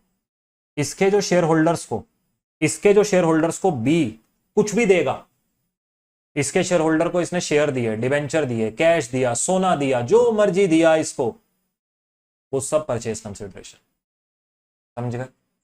और सुन लो मेरी बात, तुम यहां पर कहां गलती करते हो, ये वेंडर कंपनी के डिबेंचर होल्डर होंगे, वो बी कहेगा मैं डिबेंचर होल्डर्स की पेमेंट करवा रहा हूं शेयर्स देके। अब तुम कहोगे अरे अरे अरे अरे शेयर्स जा रहे हैं, अरे अरे अरे अरे परचेज कंसिडरेशन, और वहीं पे एग्जामिनर कहेगा अरे अरे अरे अरे पकड़ा गया, गलत, खल्लास। समझ आ गई बात? तो just be careful in exam. Purchase consideration क्या है? कैश और अदर एसेट, भाई वो कुछ भी दे, ए और बी में वो कुछ भी आपस में ट्रांजेक्शन करें, कैश दे, शेयर दे, डिवेंचर दे, सोना दे, कुछ भी दे, लैंड दे दे, कुछ भी दे दे, देना है शेयर होल्डर्स को। अच्छा शेयर होल्डर कौन होता है भाई? ये भी मैंने लिख दिया, इक्विटी और प्रेफरेंस दोनों मिला के, ठीक है। Of the transfer company note payment to debenture holder is not part of purchase consideration. मैंने इसलिए जान के लिखा क्योंकि मैक्सिमम यहीं फंसते हैं। अच्छा 4 मेथड्स होते हैं, चारों को खूब बढ़िया तरीके से प्रैक्टिस करना। चारों मेथड्स में से जो सबसे इंपॉर्टेंट मेथड जो तुम्हें एग्जाम में देखने को मिलेगा वो या तो नेट एसेट है या नेट पेमेंट है। ये 2 मेथड्स हैं। 90 क्या 95% क्वेश्चन इसी से ही सॉल्व हो रहा है। 95% क्वेश्चन इसी पर ही है। फर्क क्या होता है? लमसम में एक लमसम पेमेंट आती है, वो नहीं बोलता शेयर होल्डर इक्विटी वालों का कितना, प्रेफरेंस वालों का कितना, टोटल पेमेंट आता है कि भैया 10 लाख रुपए में कंपनी एक्वायर हो गई। नेट पेमेंट, आज क्वेश्चन करवाऊंगा नेट पेमेंट पे, कहता है भाई इक्विटी शेयर्स को इतना दे रहे हैं, प्रेफरेंस वालों को इतना दे रहे हैं, उसे बोलते हैं net payment method. Net asset method, भाई यहां पर क्या होता है ना, एसेट्स का जब रीवैल्यूएशन का बात आता है ना, जब अग्रीड वैल्यू निकलती है एसेट्स की, वो कहता है कि this B is taking over the land at this value, taking over the building at this value, वहां होता है नेट एसेट मेथड। जहां पर भी रीवैल्यूएशंस की बात आ जाए ना, आंख बंद कर कर नेट एसेट मेथड लगा देना, ये ट्रिक है, सुनो समझो और फिर करो। क्या? अगर रिवैल्यूएशंस की बात आ गई तो नेट एसेट मेथड लगा देना। इंट्रिंसिक वैल्यू वाला जो है ना, वो इतना फेमस नहीं है यहाँ पे, कुछ नहीं है वो। यहाँ पर ये बोल देता है कि जैसे ए का इंट्रिंसिक वैल्यू है 10 रुपए, बी का इंट्रिंसिक वैल्यू है 20 रुपए, तो जैसे कितना शेयर्स ट्रांसफर होगा इंट्रिंसिक वैल्यू पर बेस बनाते हुए, तो यहाँ पर हम जो भी shares of transferor company into intrinsic value, कि अगर उसके 10,000 शेयर्स थे इनटू 10, तो बी कितने शेयर्स इशू करेगा डिवाइडेड बाय बी का इंट्रिंसिक वैल्यू, तो 5,000 शेयर्स इशू करेगा। सो अकॉर्डिंगली इस हिसाब से यहाँ पर ये आंसर निकलता है। तो इंट्रिंसिक वैल्यू वाला इतना जरूरी नहीं है, जो सबसे ज्यादा है वो ये दोनों है, इनको अपने पास अच्छे से करना। ठीक है, नेट पेमेंट मेथड भी बताया अभी, और एक क्वेश्चन करवाऊंगा, नेट एसेट मेथड बता दिया, जहां पर रिवैल्यूएशंस हो गए एसेट्स में वो नेट एसेट मेथड लगाना है, या गुडविल की बात लिखी होगी वहां नेट एसेट लगा देना। चलो, अब जो अगली चीज इंपॉर्टेंट है वो आती है बुक्स ऑफ द वेंडर या ट्रांसफरर। इसकी एक एक जर्नल एंट्री डिस्कस कर लेते हैं, क्योंकि ये बहुत जरूरी है, बहुत जरूरी, ये इंपॉर्टेंट है, यहां से क्वेश्चन आने की प्रोबेबिलिटी ज्यादा है। मई 25 में भी यहीं से क्वेश्चन आया है, बाय द वे मई 25 में यहां से क्वेश्चन आया है, दोबारा आ सकता है, कोई ऐसी वो चीज नहीं है कि भैया अगर यहां से क्वेश्चन आ गया तो भैया अगले अटेम्प्ट में नहीं आएगा, क्या बिल्कुल आ सकता है, तो ये ट्रेंड नहीं होता इंस्टीट्यूट का। चलो, हाँ, अब जितनों ने नया ज्वाइन किया है जरा लाइक कर दो यार, देखो ज्यादा बच्चे लाइव बैठे हैं, लाइक कम है, ये तो गलत है ना। फिर क्या फायदा हुआ सर, रात को अपना डिनर छोड़ कर आए हैं तुम लोगों को पढ़ाने के लिए, है कि नहीं है? अब मजा आ रहा है तो लाइक तो करो यार, कम से कम लाइक कर दो, और अभी के अभी सब्सक्राइब कर लेना चैनल को। सब्सक्राइब, मैं जानता हूं मेरे पर रिपोर्ट आती है, उससे आपको लगता है कि शायद कहीं ना कहीं सर को फायदा हो जाएगा, ऐसा नहीं होता, ऐसे नहीं चलता यूट्यूब। आप अपने आप सीए बनने के बाद बना लेना चैनल अपना यूट्यूब का, ऐसे नहीं चलता है एल्गोरिथम। आप कि जो भी कंटेंट है अगर वो जोरदार है और इंस्टीट्यूट सॉरी गूगल को ये लगता है कि वो औरों के लिए यूजफुल होगा, तब रिकमेंडेशन जाता है, तो आपके सब्सक्राइब से रिकमेंडेशन नहीं जाता। सब्सक्राइब से केवल आपको रिकमेंडेशन आता है कि विपुल सर का नया मैराथन वीडियो आ गया है, भाई देख ले अगर तेरे को देखना है तो बस इतना होता है। ठीक है, तो वैसा ना सोचा करो यार कि हम क्यों करेंगे इसको, हम क्यों आगे बढ़ाएं। अरे बाबा, ये समझो जिंदगी में एक चीज, जिंदगी में ना कोई किसी को पीछे खींच सकता है, ना कोई किसी को आगे बढ़ा सकता है। प्रभु पे इतना विश्वास है, अपनी बात कर रहा हूं, कि हर इंसान को उसी का किया हुआ वापस मिलता है। ये अपने जीवन का एक सत्य बताता हूं। आपका ग्रैटिट्यूड आपको ग्रैटिट्यूड के रूप में वापस मिलता है, आपकी सर्विस आपको सर्विस के रूप में वापस मिलती है, आपकी की गई बदतमीजी आपको बदतमीजी के रूप में वापस मिलती है। ये जिंदगी का सच है। आप अभी इस चीज को शायद ना भी माने, इट्स ऑल राइट, अभी आप बहुत छोटे हैं, शायद 17-18 साल के होंगे, but when you will grow, आप जैसे 22-23 साल की उम्र में स्टेप इन करेंगे, you will understand when a person younger to you और may be elder to you disrespects you, it's okay, don't retaliate और don't disrespect the person there and then, it's okay, let it go, trust me, आपको करने की जरूरत नहीं है गलत, automatic universe आजकल ऐसा हो गया है, वापस आता है, वापस आता है, तो it's a circle, trust me. चलो, अच्छी अच्छी चीजें भी सीखो ना यार, अकाउंट सीखकर सिर्फ जिंदगी नहीं चलेगी, it's it's an overall personality. Remember, आपको एक बहुत इंपॉर्टेंट चीज बताऊंगा, रैंकर्स जितने निकलते हैं और बिग फोर के रैंकर्स जो निकलते हैं, कभी अगर मुलाकात हो जाए किसी भी ट्रेनिंग पे, one thing in common is high values, amazing personality. It's the personality that kills the competition. It's not your knowledge, it's the personality that kills the competition. Remember my words guys, you will understand what I am saying in some time. चलिए, transfer of all assets and liabilities to the realisation account. Sir क्या entry होगा भाई? देख, जब amalgamation हो रहा है, transferor company बिक रही है, जितने तेरे पास एसेट लाइबिलिटी हो तेरी बैलेंस शीट में, सारे के सारे उठाकर क्या करियो, रियलाइजेशन में डाल दियो सारे। अरे सर वो तो ट्रांसफर भी नहीं हो रहे, करो तो सही, मानो तो सही सर। जो भी हमारे पास देखो दोनों ट्रीटमेंट होते हैं, मैं दोनों बता दूंगा आपको, मेरे को पता है दो स्कूल ऑफ थॉट्स हैं यहाँ पे। जो भी हमारे पास एसेट लाइबिलिटी है सारे ट्रांसफर कर दो। तो यहां पर एंट्री क्या होता है, realisation account debit to asset account, और एसेट ट्रांसफर हो गए। और अगर मैं सर बात करता हूं लाइबिलिटी की, तो liability account debit to realisation account. अब यहां पर देखो एक कैटेगरी होता है जहां पे तुम सारे एसेट्स को ट्रांसफर कर दो, और उसके बाद अगर तुम किसी को सेपरेटली सेल भी कर रहे हो ना, तो रियलाइजेशन के थ्रू सेल कर लो।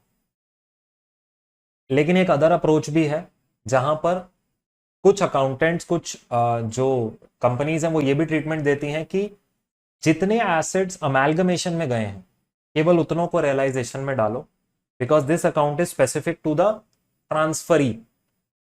कि भाई जो ट्रांसफरी से हमारे को पैसा आ रहा है और हमने क्या ट्रांसफर किया उसका सेटलमेंट, तो आप वो भी कर सकते हो। मैंने यहां लिखा है एसेट्स होल्ड और liability settled by the transferor not to be transferred. कहने का मतलब है अगर ट्रांसफरर खुद किसी एसेट को बेच रहा है तो आप रियलाइजेशन में ना डालो, उसको आउटसाइड सेल कर दो, क्योंकि ऑब्वियसली कैश बैलेंस भी यहां पर नहीं ट्रांसफर होता रियलाइजेशन में। रियलाइजेशन में सारे एसेट, सारे लाइबिलिटी इंक्लूडिंग गुडविल अगर बैलेंस शीट में है तो रियलाइजेशन में आ जाती है, अदरवाइज नहीं आता। यहां पर वो एसेट मत डालना जो वो खुद बेच रहा है, या कैश वो मत डालना यहां पे, बाकी सब कुछ यहां पर आएगा। एंट्री मैंने आपको बता दी। दूसरी एंट्री होती है परचेज कंसिडरेशन ड्यू करने की। अब जो भी तुमने परचेज कंसिडरेशन कैलकुलेट करी हो, एंट्री क्या होगी, जिससे ड्यू करना है उसको debit to realisation account. So like मेरे पास मैंने बी से अभी अभी ए और बी का एग्जांपल दिया था, तो B account debit to realisation account, realisation के क्रेडिट साइड पर मेरा ड्यू करने का एंट्री आ जाएगा।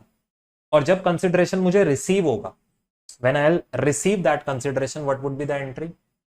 बहुत सिंपल है, जो जो मुझे आ रहा है, कैश आ रहा है, इक्विटी शेयर आ रहे हैं, प्रेफरेंस शेयर आ रहे हैं, टू टू बी अकाउंट। क्यों, तुमने बी से रिसीवेबल खड़ा किया था ना डेबिट करके, बी को, बी से रिसीवेबल खड़ा किया था ना अभी अभी उसको डेबिट करके, तो क्रेडिट भी भाई बी को ही करोगे। सिंपल है भाई, पहले एसेट लायबिलिटी ट्रांसफर करना रियलाइजेशन में, और उसके बाद क्या कहते हैं परचेज कंसिडरेशन ड्यू करके परचेज कंसिडरेशन रिसीव करना। कोई दिक्कत, कोई परेशानी होनी नहीं चाहिए। चलिए, उसके बाद बात आती है लिक्विडेशन एक्सपेंसेस की एंट्री को लेकर। भाई अगर लिक्विडेशन के एक्सपेंसेस हैं, सीधी सी बात है, अगर ट्रांसफरर पे कर रहा है, मैं खुद पे कर रहा हूँ लिक्विडेशन के एक्सपेंसेस, एंट्री क्या होगी। अब रियलाइजेशन ही मेरा सत्य है, तो रियलाइजेशन में डेबिट करूंगा to bank account, to bank account. Simple है भैया, बैंक या कैश का बैलेंस जो भी पड़ा होगा उसको क्रेडिट कर देना। तो तुमने कैश दिया या बैंक ने पेमेंट करवाई तुम्हारे बिहाफ पे, टू रियलाइजेशन तुमने डेबिट किया, डेबिट ऑल एक्सपेंसेस।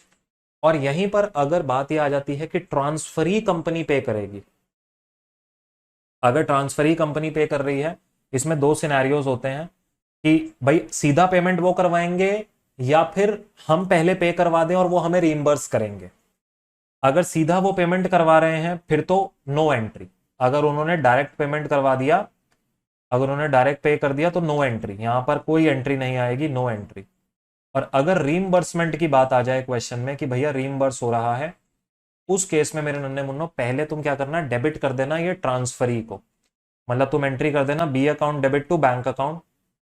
और जब तुम्हारे पास तुम्हें रियलाइजेशन आए तो तुम अपने पास एंट्री कर देना bank account debit to B. समझ गए, फिर उस एंट्री को रिवर्स कर देना। तुमने पहले पे करवा दिया बी के भी हाफ पे, तो तुमने बी को डेबिट कर दिया, और फिर उसके बाद बी ने तुम्हें पे करवाया तो बी को क्रेडिट करके खत्म कर दो। Understood, closed, yes. सो ये लिक्विडेशन एक्सपेंसेस। अच्छा, जो भी अब मेरा अमाउंट ड्यू है प्रेफरेंस शेयर होल्डर को, जो भी मेरा अमाउंट ड्यू है प्रेफरेंस शेयर होल्डर को, बोलो उसका क्या करना है। Amount due to preference share holder excess charge to realisation account, वो तो है ही है। पहले ड्यू करने की बात करते हैं, फिर पेमेंट की बात करेंगे। अब देखो यार, मैंने प्रेफरेंस होल्डर को कहा तुम्हें कैश दूंगा, प्रेफरेंस शेयर दूंगा, ये दूंगा, वो दूंगा, सारी चीजें बोल दी मैंने उसको। एंट्री क्या होगी, एंट्री क्या होगी, जो उसका प्रेफरेंस शेयर कैपिटल है debit to preference share holder account. अब जो होल्डर को मैंने एग्री किया है अमाउंट, मैंने उसको कहा 10 लाख दूंगा, कैपिटल में पड़े थे 8 लाख, तो एक्सेस कहां से निकलेगा? याद रखना, एक्सेस मुझे रियलाइजेशन से निकाल के देना पड़ेगा, क्योंकि वहीं पर ही क्रेडिटेड है। बहुत ही बढ़िया Nikita, very very good, very very good Lalan. ठीक है, समझ में आ गई बात। और पेमेंट वैसे मैंने नीचे लिखी है, बट प्रेफरेंस शेयर होल्डर्स को जब पे हो रहा होगा, मैंने नीचे एफ पॉइंट में लिखा है बट यहीं बता देता हूं, तो preference share holder to cash to preference shares जो भी उनके लिए आया होगा, अब इस 10 लाख में उनके लिए जो जो आया हुआ है, कैश आया है 4 लाख रुपए का, प्रेफरेंस शेयर्स आए हैं 6 लाख रुपए के, वट एवर इट इज, जो ट्रांसफर ही कंपनी से मुझे मिल रहा है। बहुत बढ़िया दुबे जी, ठीक है, तो वो मैं यहां पर इनको पेमेंट करवा दूंगा। Amount due to equity share holder क्या होगा? अब देखो यार, इक्विटी शेयर होल्डर को जब हम ड्यू करते हैं ना, तो हम पूरा रियलाइजेशन अकाउंट पहले क्लोज करते हैं, तो रियलाइजेशन का भी जो प्रॉफिट रहता है वो भी इक्विटी शेयर होल्डर्स को, प्रॉफिट हो या लॉस हो कुछ भी हो, वो इक्विटी शेयर होल्डर्स को ही जाता है। तो जो भी उनका इक्विटी शेयर कैपिटल होता है, जो भी फ्री रिजर्व्स होते हैं, जो भी रियलाइजेशन का गेन वगैरह होता है, वो सब किसको मिलता है बेटा? Equity share holder account. सब कहां जाता है? इक्विटी शेयर होल्डर अकाउंट में जाके सारा का सारा ड्यू होता है सबसे पहले।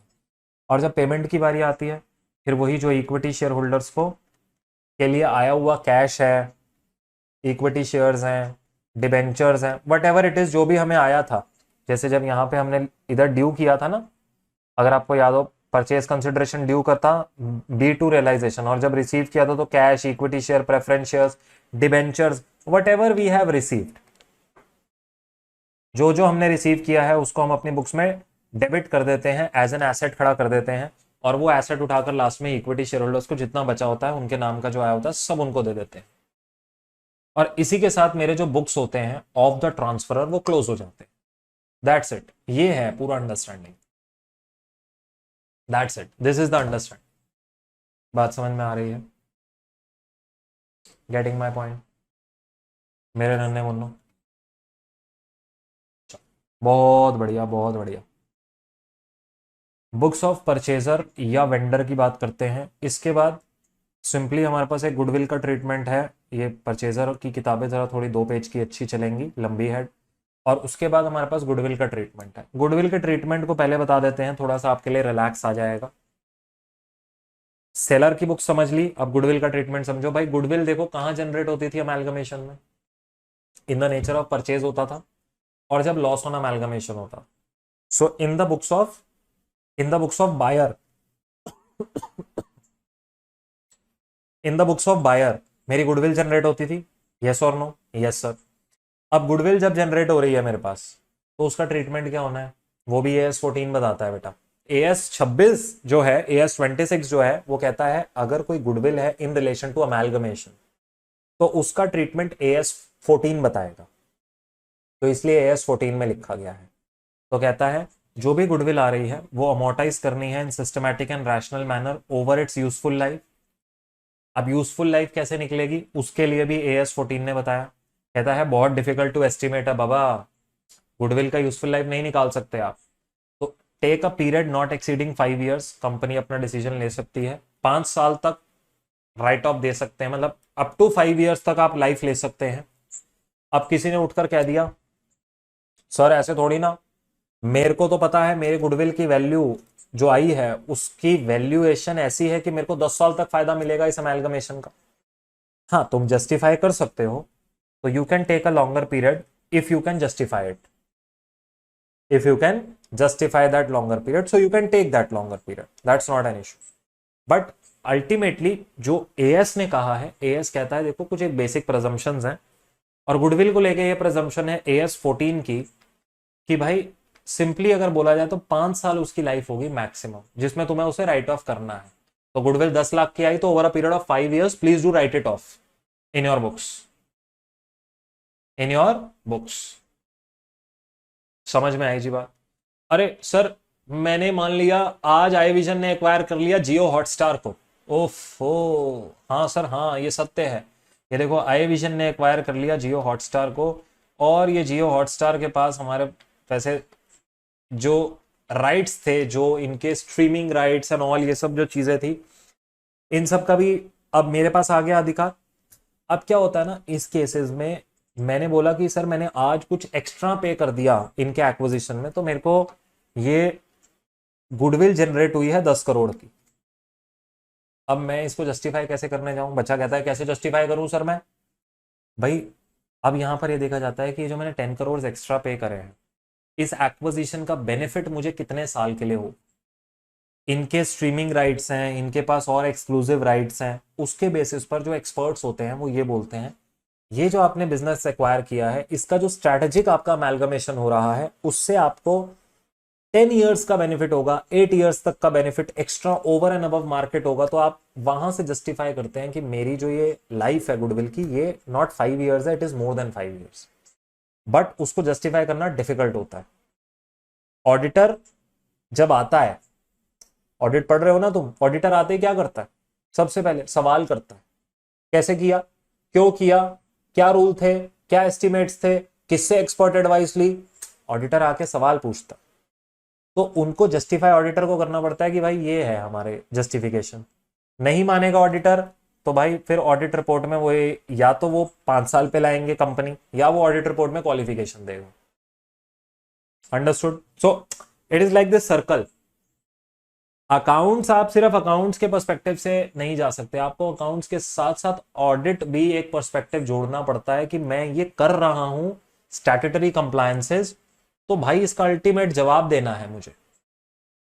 गेटिंग माय पॉइंट जी? So just understand the practical purview also. चलिए आखिरी चीज हमारे पास क्या रह गई है?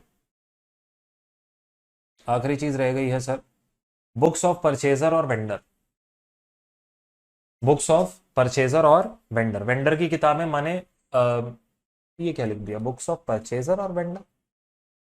हाँ गलत लिख दिया, गलत लिख दिया। बुक्स ऑफ वेंडर था ऊपर और ट्रांसफर था यहाँ, बुक्स ऑफ परचेजर या ट्रांसफरी खरीद रहा है यार जो, और क्या। चलो यार एक छोटी सी रिक्वेस्ट रहेगी मेरे बच्चों, अगर वीडियो पसंद आ रही है ना यार, देखो जोक सपाट यार, बहुत हार्ड वर्क लगता है, सीरियसली बोलो बहुत हार्ड वर्क। मतलब तुम्हें किसी भी चीज़ से शायद ना फर्क पड़े ना यार, पढ़िए ज़रूर। एक रिक्वेस्ट करूंगा, एज अ फ्रेंड रिक्वेस्ट करूंगा, नॉट एज अ टीचर और एज अ मेंटर, एक लाइक ज़रूर करके जाना यार। तुम्हारे लिए शायद वो सिर्फ एक लाइक होगा, मेरे लिए वो इंस्पिरेशन है, मोटिवेशन है ऐसे काम करते रहने की, कि आपके आगे जो जूनियर्स भी आए शायद आप सीए इंटर क्वालिफाई कर जाएंगे, और अगर अच्छा लगे तो सीए फाइनल्स में ज़रूर आना फाइनेंशियल रिपोर्टिंग पढ़ने के लिए, अगर मज़ा आया हो तुम्हें तो। लेकिन हाँ, ये जब तुम ये लाइक करके जाते हो ना, तो तुम्हारे जो आगे आने वाले जूनियर्स है ना, उनके लिए भी हमें मन करता है कि यार ऐसे मैराथन्स लेकर आए, एक हर एक टीचर के लिए बेटा, बड़ी सी बड़ी फैकल्टी हो या कोई स्टार्टर ही क्यों ना हो, मतलब जो अभी शुरू कर रहा है, शायद आप भी जब आए तो आपके लिए भी एक मोटिवेशन होगा। It's not about the money that you earn after certain point of time, it's more of the love that you get. तो वो आप लोगों से बच्चे, ये एक तरीका है कि आप लोग कर सकते हैं। मेरी रिक्वेस्ट रहेगी कि कम से कम हम एक एक हज़ार लाइक्स, मतलब 1,000 लाइक्स का टारगेट करें इन रिवीजन मैराथन वीडियोस पे, and you can do it, it's just a matter of choice. I know most of you might think कि मैं क्यों करूं, थिंक इट लाइक कि यार मेरा कुछ नहीं जाता, शायद मेरा आने वाला जूनियर जो है ना, उसको भी ऐसा मैराथन मिल जाएगा लाइफ मेरे एक लाइक से, तो मेरे को करना चाहिए, इसलिए बोल रहा हूँ बेटा। ठीक है, तो कुछ भी नहीं तो अपना एक अप्रिसिएशन देकर जाओ। ठीक है, कमेंट्स में ज़रूर बताना कैसी लगी सेशन में दी गई नॉलेज, कैसा लगा सेशन, ओवरऑल लेवल पे मज़ा आया, energy and all and vibe match हुई, अब जो भी था वट एवर इट इज़, जो भी आप लोग कमेंट्स करते हैं ज़रूर करना। ठीक है, चलो आओ। परचेजर की किताबें बहुत सिंपल होती हैं यार, परचेजर की किताबें तो बहुत सिंपल है, दो तरीके से बनती हैं, दो अरेंजमेंट्स हैं, या तो मर्जर, या तो मर्जर या फिर इन द नेचर ऑफ परचेज होता है। In the nature of merger कब होता है? जब 5 कंडीशंस, वो 5 कंडीशन याद है तुमको? सारे एसेट ट्रांसफर होंगे, सारे एसेट बुक वैल्यू पे ट्रांसफर होंगे, सारे शेयर होल्डर्स जितने भी जा रहे हैं उनकी पेमेंट जो है वो इक्विटी, मतलब पहली चीज तो है कि 90% of the share holders should agree to become the share holders of the transferee company, कि 90% शेयर होल्डर तो मान रहे हैं कि हाँ चलो हम भी तुम्हारे शेयर होल्डर बन जाएंगे ट्रांसफरी के, और जितने इक्विटी शेयर होल्डर जा रहे हैं उनको इक्विटी शेयर्स ही मिलने चाहिए। और लास्ट क्या है, business of the transferor shall continue. ऐसा नहीं होना चाहिए कि एक्वायर किया और बिजनेस बंद कर दिया, वो फिर मर्जर नहीं हुआ। Merger is what, merger is pooling of interest. अगर वोडा आइडिया साथ में आके काम कर रहे हैं so it is pooling of interest. अगर वोडा आइडिया में से कोई एक किसी को एक्वायर करके दूसरे का धंधा बंद कर देता तो वो पूलिंग ऑफ इंटरेस्ट नहीं है। पूलिंग ऑफ इंटरेस्ट माने कि हम दोनों मिलके काम करेंगे ना यार। आप और आपका दोस्त कई बार कहते हो ना यार चल मिलके पढ़ाई करते हैं। अब दोनों में से कोई एक दोस्त ने दूसरे दोस्त की किताबें ही फाड़ दी, उसको कहा भाग जा यहां से, कोई सीए नहीं करनी तेरे को, और उसको भगा दिया, तो वो फिर पूलिंग ऑफ इंटरेस्ट थोड़ी ना हुआ, वो तो दादागिरी हो गई। तो मर्जर जो है वो पूलिंग ऑफ इंटरेस्ट है, उसके अंदर बिजनेस कंटिन्यू रहता है ट्रांसफरर का, वो बंद नहीं होता, वो मर्जर है। परचेज क्या है, अगर मर्जर की एक भी condition, if any condition is not satisfied, कोई एक भी अगर सेटिस्फाई नहीं हुई, कोई एक भी सेटिस्फाई अगर नहीं हुई तो वो होता है फिर परचेज। सिंपल। इसके अंदर एक डिफरेंस है 13.6 पेज पे, रीड कर लेना, एग्जाम में नहीं आने वाला। सर आप ऐसे क्यों कहते हो रीड कर लेना एग्जाम में नहीं है? एग्जाम में नहीं आना तो हम रीड क्यों करें? बाबा नॉलेज भी कोई चीज होती है, एक नॉलेज भी एक चीज होती है। It's not just about the exam. You want to get to articleship, obviously you want to get to big 4, you want to get to big 20, there they might ask you no. So if you are studying something, study it with full depth, or otherwise don't study it. ठीक है।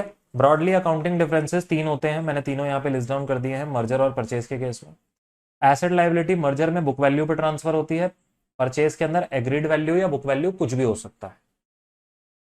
Reserves जो होते हैं merger में as is transfer होते हैं, या आप उसको ऐसा कह लो कि ट्रांसफरी को पूरे एज इज क्रिएट करने पड़ते हैं। Transferee has to create the same reserves. अगर कोई स्टैट्यूटरी रिजर्व है तो वो भी उसे बनाना पड़ेगा, कोई अदर रिजर्व है पीएनएल हो चाहे कुछ भी, वो भी उसे क्रिएट करना पड़ेगा, वो सेम वहां पर क्रिएशन होगा।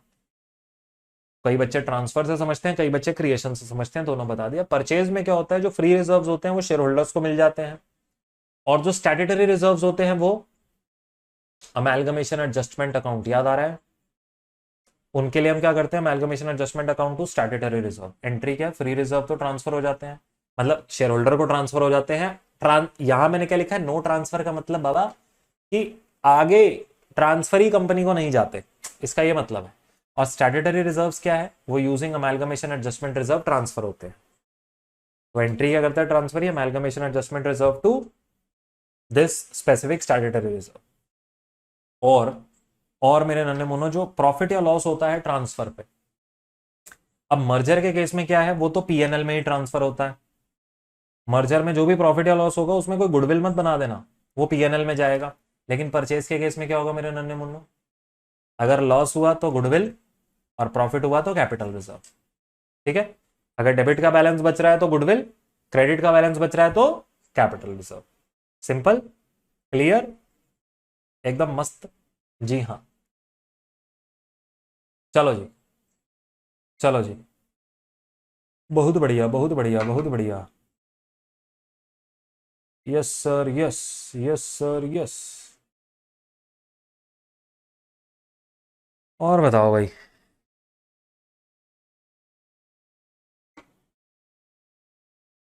आगे की बातें क्या हैं सर, आगे की बातें क्या हैं? जर्नल क्या बोलता है भाई? अब जर्नल में एंट्री क्या होती है, देखो सबसे पहले जो अमाउंट ड्यू होता है लिक्विडेटर का, amount due to the liquidator, entry क्या करेगा बी अपनी किताबों में बच्चे। ए, यहां पर जो भी मैंने अमाउंट ड्यू करा, जैसे business purchase account debit to, business purchase account debit to liquidator of A limited. अब जो भी मैंने अमाउंट ड्यू किया, बिजनेस परचेज टू लिक्विडेटर का एंट्री कर दिया। 10 लाख रुपए का कंसिडरेशन था लेट्स सपोज, तो मैंने 10 लाख रुपए ड्यू कर दिए। अब जो मैंने एसेट और लाइबिलिटी टेक ओवर करने हैं उनका क्या होगा, देखो यहाँ पे ना, यहाँ पे डिफरेंस आ जाता है एंट्रीज में। In the nature of purchase है या इन द नेचर ऑफ मर्जर है, सारा खेल यहीं का ही है। अगर परचेज है तो मेरे एसेट आएगा, टू लाइबिलिटी आएगा, टू बिजनेस परचेज आएगा, और जो भी डिफरेंशियल बचेगा, what ever is the differential, अगर डेबिट साइड पे बचा तो गुडविल डेबिट हो जाएगी, और अगर क्रेडिट साइड पर बचा तो कैपिटल रिजर्व क्रेडिट हो जाएगा। ये होता है in the nature of purchase. और अगर in the nature of merger की बात करूं तो यहां पर क्या होता है, एसेट आएगा, लाइबिलिटी आएगा, रिजर्व्स आएंगे, अरे बाप रे बाप, हाँ, टू बिजनेस परचेज, और जो भी तुम्हारा अब प्रॉफिट या लॉस, मतलब डेबिट बैलेंस बच रहा है, क्रेडिट बैलेंस बच रहा है, वो कहाँ जाएगा, पीएनएल में। अब पीएनएल का बैलेंस चाहो तो रिजर्व में से माइनस करके दिखा दो, या अलग से यहाँ पे पीएनएल में डाल दो, मतलब अगर ये डेबिट बैलेंस बचता है तो रिजर्व से माइनस कर दो, या अलग से यहाँ पे ऊपर लिख के और नीचे लिख के दिखा दो, बात एक ही होती है। ठीक है, ये होता है मर्जर के केस में। वहां पर क्या है, पूलिंग ऑफ इंटरेस्ट है, तो मेरा जो भी फायदा हो रहा है, जो भी नुकसान हो रहा है, वो मैं पीएनएल में डालता हूं। और पेमेंट ऑफ परचेज कंसिडरेशन कैसा होता है बेटा, अब देखो मैंने यहां ड्यू किया ना लिक्विडेटर ऑफ ए लिमिटेड को 10 लाख रुपए, ड्यू किया ना 10 लाख रुपए, सो यहाँ पे मैं इसका पेमेंट करवाता हूँ लिक्विडेटर का, जो जो मुझे देना है, to equity share capital, to preference share capital, to cash, to debentures, whatever I am giving to the equity share holders, remember, and preference share holders of the transfer. Just remember that this payment is done to whom? This payment is done to the shareholders of the transfer. जी sir. अच्छा, और payment to debenture holder, इनको cash दिया या जो भी हमने इनको डिबेंचर्स दिए, इनका इशू का एंट्री आ जाता है, 10% डिबेंचर दिया, इशू किया प्रीमियम पे, तो to security premium account whatever it is, तो वो यहाँ पर आ गया। सिंपल है एकदम। अगर मैंने प्रीमियम पे इशू किया सिक्योरिटी प्रीमियम, डिस्काउंट पे इशू करूंगा डिबेंचर्स, तो loss on issue of debenture. So वो इशू ऑफ डिबेंचर की एंट्रियां हमने कहां पढ़ रखी हैं, सीए फाउंडेशन में। सीए फाउंडेशन में इशू ऑफ डिबेंचर्स था ना, वहां से आता है ये वाला सारा concept. Payment of liquidation expenses, अब अगर मैंने पे करवाने हैं, सो गुडविल अगर परचेज वाला है, in the nature of purchase, तो goodwill account debit to cash account, goodwill या capital reserve account debit to cash account. और अगर मर्जर का है तो बेटा क्या होगा, फिर पीएनएल में होगा डेबिट, क्योंकि अब पूलिंग ऑफ इंटरेस्ट हो गया ना, तो PNL debit to cash account. अगर लिक्विडेशन एक्सपेंसेस कौन पे करवा रहा है, ट्रांसफरी। और इंटर कंपनी ओइंग्स की अगर मैं बात करता हूं, भैया मैंने लोन दे रखा है ट्रांसफरर को, या ट्रांसफरर ने मुझे लोन दे रखा है, या मैंने पास में गुड्स सेल करे थे, या गुड्स खरीदे थे ट्रांसफरर से, कुछ भी हो सकता है केस। हम आपस में डेटर क्रेडिटर हो सकते हैं, हम आपस में लेंडर और वो हो सकते हैं जिसने लोन लिया है। तो अपने पास यहाँ एंट्री बड़ी सिंपल होती है, अगर डेटर क्रेडिटर है तो एंट्री हो जाएगी क्रेडिटर टू डेटर। क्यों, क्योंकि बेटा जब मैंने यहाँ टेक ओवर किया सारे एसेट्स को, तो डेबिट कर दिया अपनी बुक्स में, और मेरी बुक्स में ही मैं ही डेबिट हूं, मैं ही क्रेडिट हूं, ऐसा नहीं हो सकता ना, मैंने सारे एसेट लाइबिलिटी लिए थे जब उसके। तो डेटर अकाउंट टू क्रेडिटर, या फिर यहाँ पे होता है loan account debit to loans and advances account. तो एंट्री दोनों में से कुछ भी आ सकती है, डिपेंड करेगा क्वेश्चन के पर्टिकुलर्स क्या गिवन है, वहां देख लेना डेटर क्रेडिटर है या लोन वाली बात वो बोल रहा है। So just be aware of that. और लास्ट में आता है मेरे नन्हे Munro stock adjustment. Stock adjustment क्या चीज होती है, ट्रांसफरर ने ट्रांसफरी को सेल कराया है, ट्रांसफरी ने ट्रांसफरर को सेल कर रखा है, और उस पर एक प्रॉफिट मार्जिन लगाया है।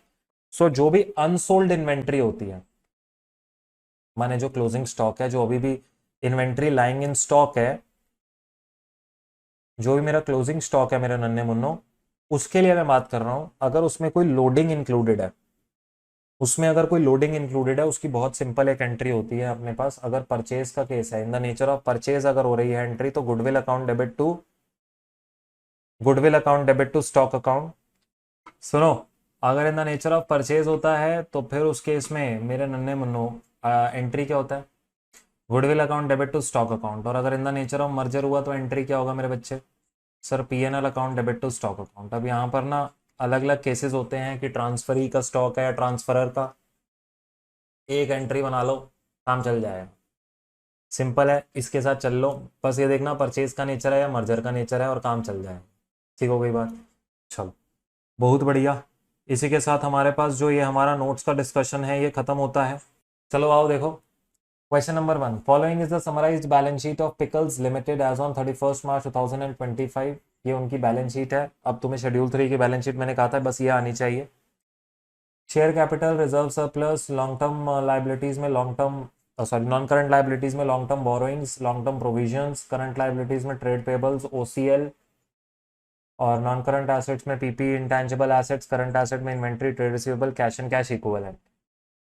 क्या बोलता है आगे जो ब्रेकअप बता रहा है उसमें देखो, कह रहा है 6000 इक्विटी शेयर्स हैं, 5000 प्रेफरेंस शेयर्स हैं, रिजर्व एंड सरप्लस के अंदर जनरल रिजर्व है, पीएनएल अकाउंट है, और लॉन्ग टर्म बोरोइंग्स में डिबेंचर हैं, प्रोविजंस में रिटायरमेंट ग्रेचुटी फंड है, स्टार मार्क करते हैं, अलग आइटम दिख रहा है, बाकी सब तो सिमिलर था।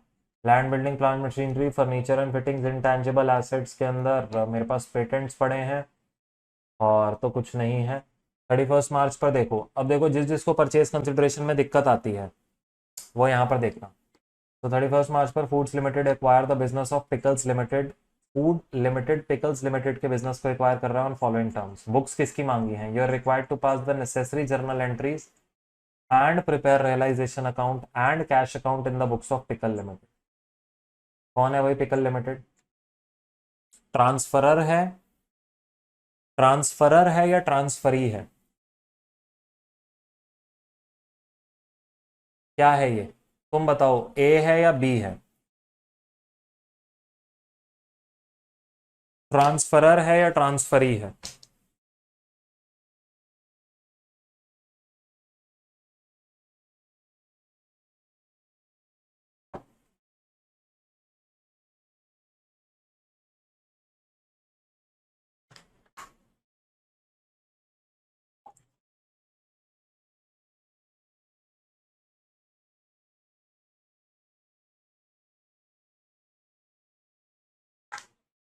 मजा आ गया, मजा आ गया।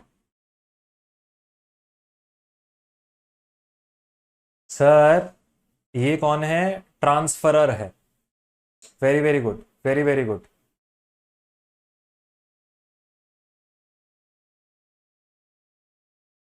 सर क्या आईसीआई मॉड्यूल इनफ है इंटर के लेवल पर एडवांस्ड अकाउंटिंग के लिए? The answer is ICI module किसी भी सब्जेक्ट के लिए इनफ नहीं है, बिल्कुल भी नहीं है। सर मुझे मेरा टारगेट ही 60 नंबर है। बेटा गलत टारगेट लेके चल रहे हो। 100 का टारगेट होगा ना बेटा तो 60 आएंगे। तुमने टारगेट ही 60 का बनाया। बेटा गारंटी की बात है 40 पार कर जाओ वही गनीमत हो जाएगी। अब मुझे एक बात बताओ, मैं टारगेट ही ऐसा सेट कर रहा हूँ यार कि 60 ही चाहिए मुझे। जिंदगी की एस्पिरेशन ही इतनी रह गई, बस 60 ही चाहिए मुझे। यार एस्पिरेशन कहाँ चली गई यार कि मैं सही बता रहा हूँ, पिछले साल तक बैच लेता था ना, बच्चा कहता सर मुझे एआईआर लानी है। आप ऐसा सर मेरे को कुछ बताओ कि मैं एआईआर ला सकूं। आज बच्चा कह रहा है सर मुझे 60 लाने हैं, बस इतना बता दो कैसे लेके आओ। क्या है? ये बोलो सर मेरे को 100 लाने हैं। हाँ अब आई ना बात बेटा। सर मुझे 100 लाने हैं, ये होनी चाहिए बात। इंस्टीट्यूट एक नंबर भी ना काट पाए मेरा। और अगर अब 100 लाने हैं ना तो 100 लाने का स्ट्रेटजी एक बताता हूं तुमको। आपका ICI module, 5 PYQ, 5 RTP, 5 MTP, 100 पक्के और 3 रिवीजन। जिसको लाना हो रैंक वो भी सुन लो। 3 रिवीजन, 5 पीवाईक्यू, 5 आरटीपी, 5 एमटीपी, बस कर लो पक्का रैंक है 101%। तुम AIR 1 भी आ जाओ ना तो भी उसमें मेरे को कोई वो नहीं होगा कि यार AIR 1 आ गया, कोई मैं चौंकूंगा नहीं अगर तुम कहोगे ना सर 5 5 5 करे थे और वो किया था 3 बार रिवीजन, AIR 1 आएगा।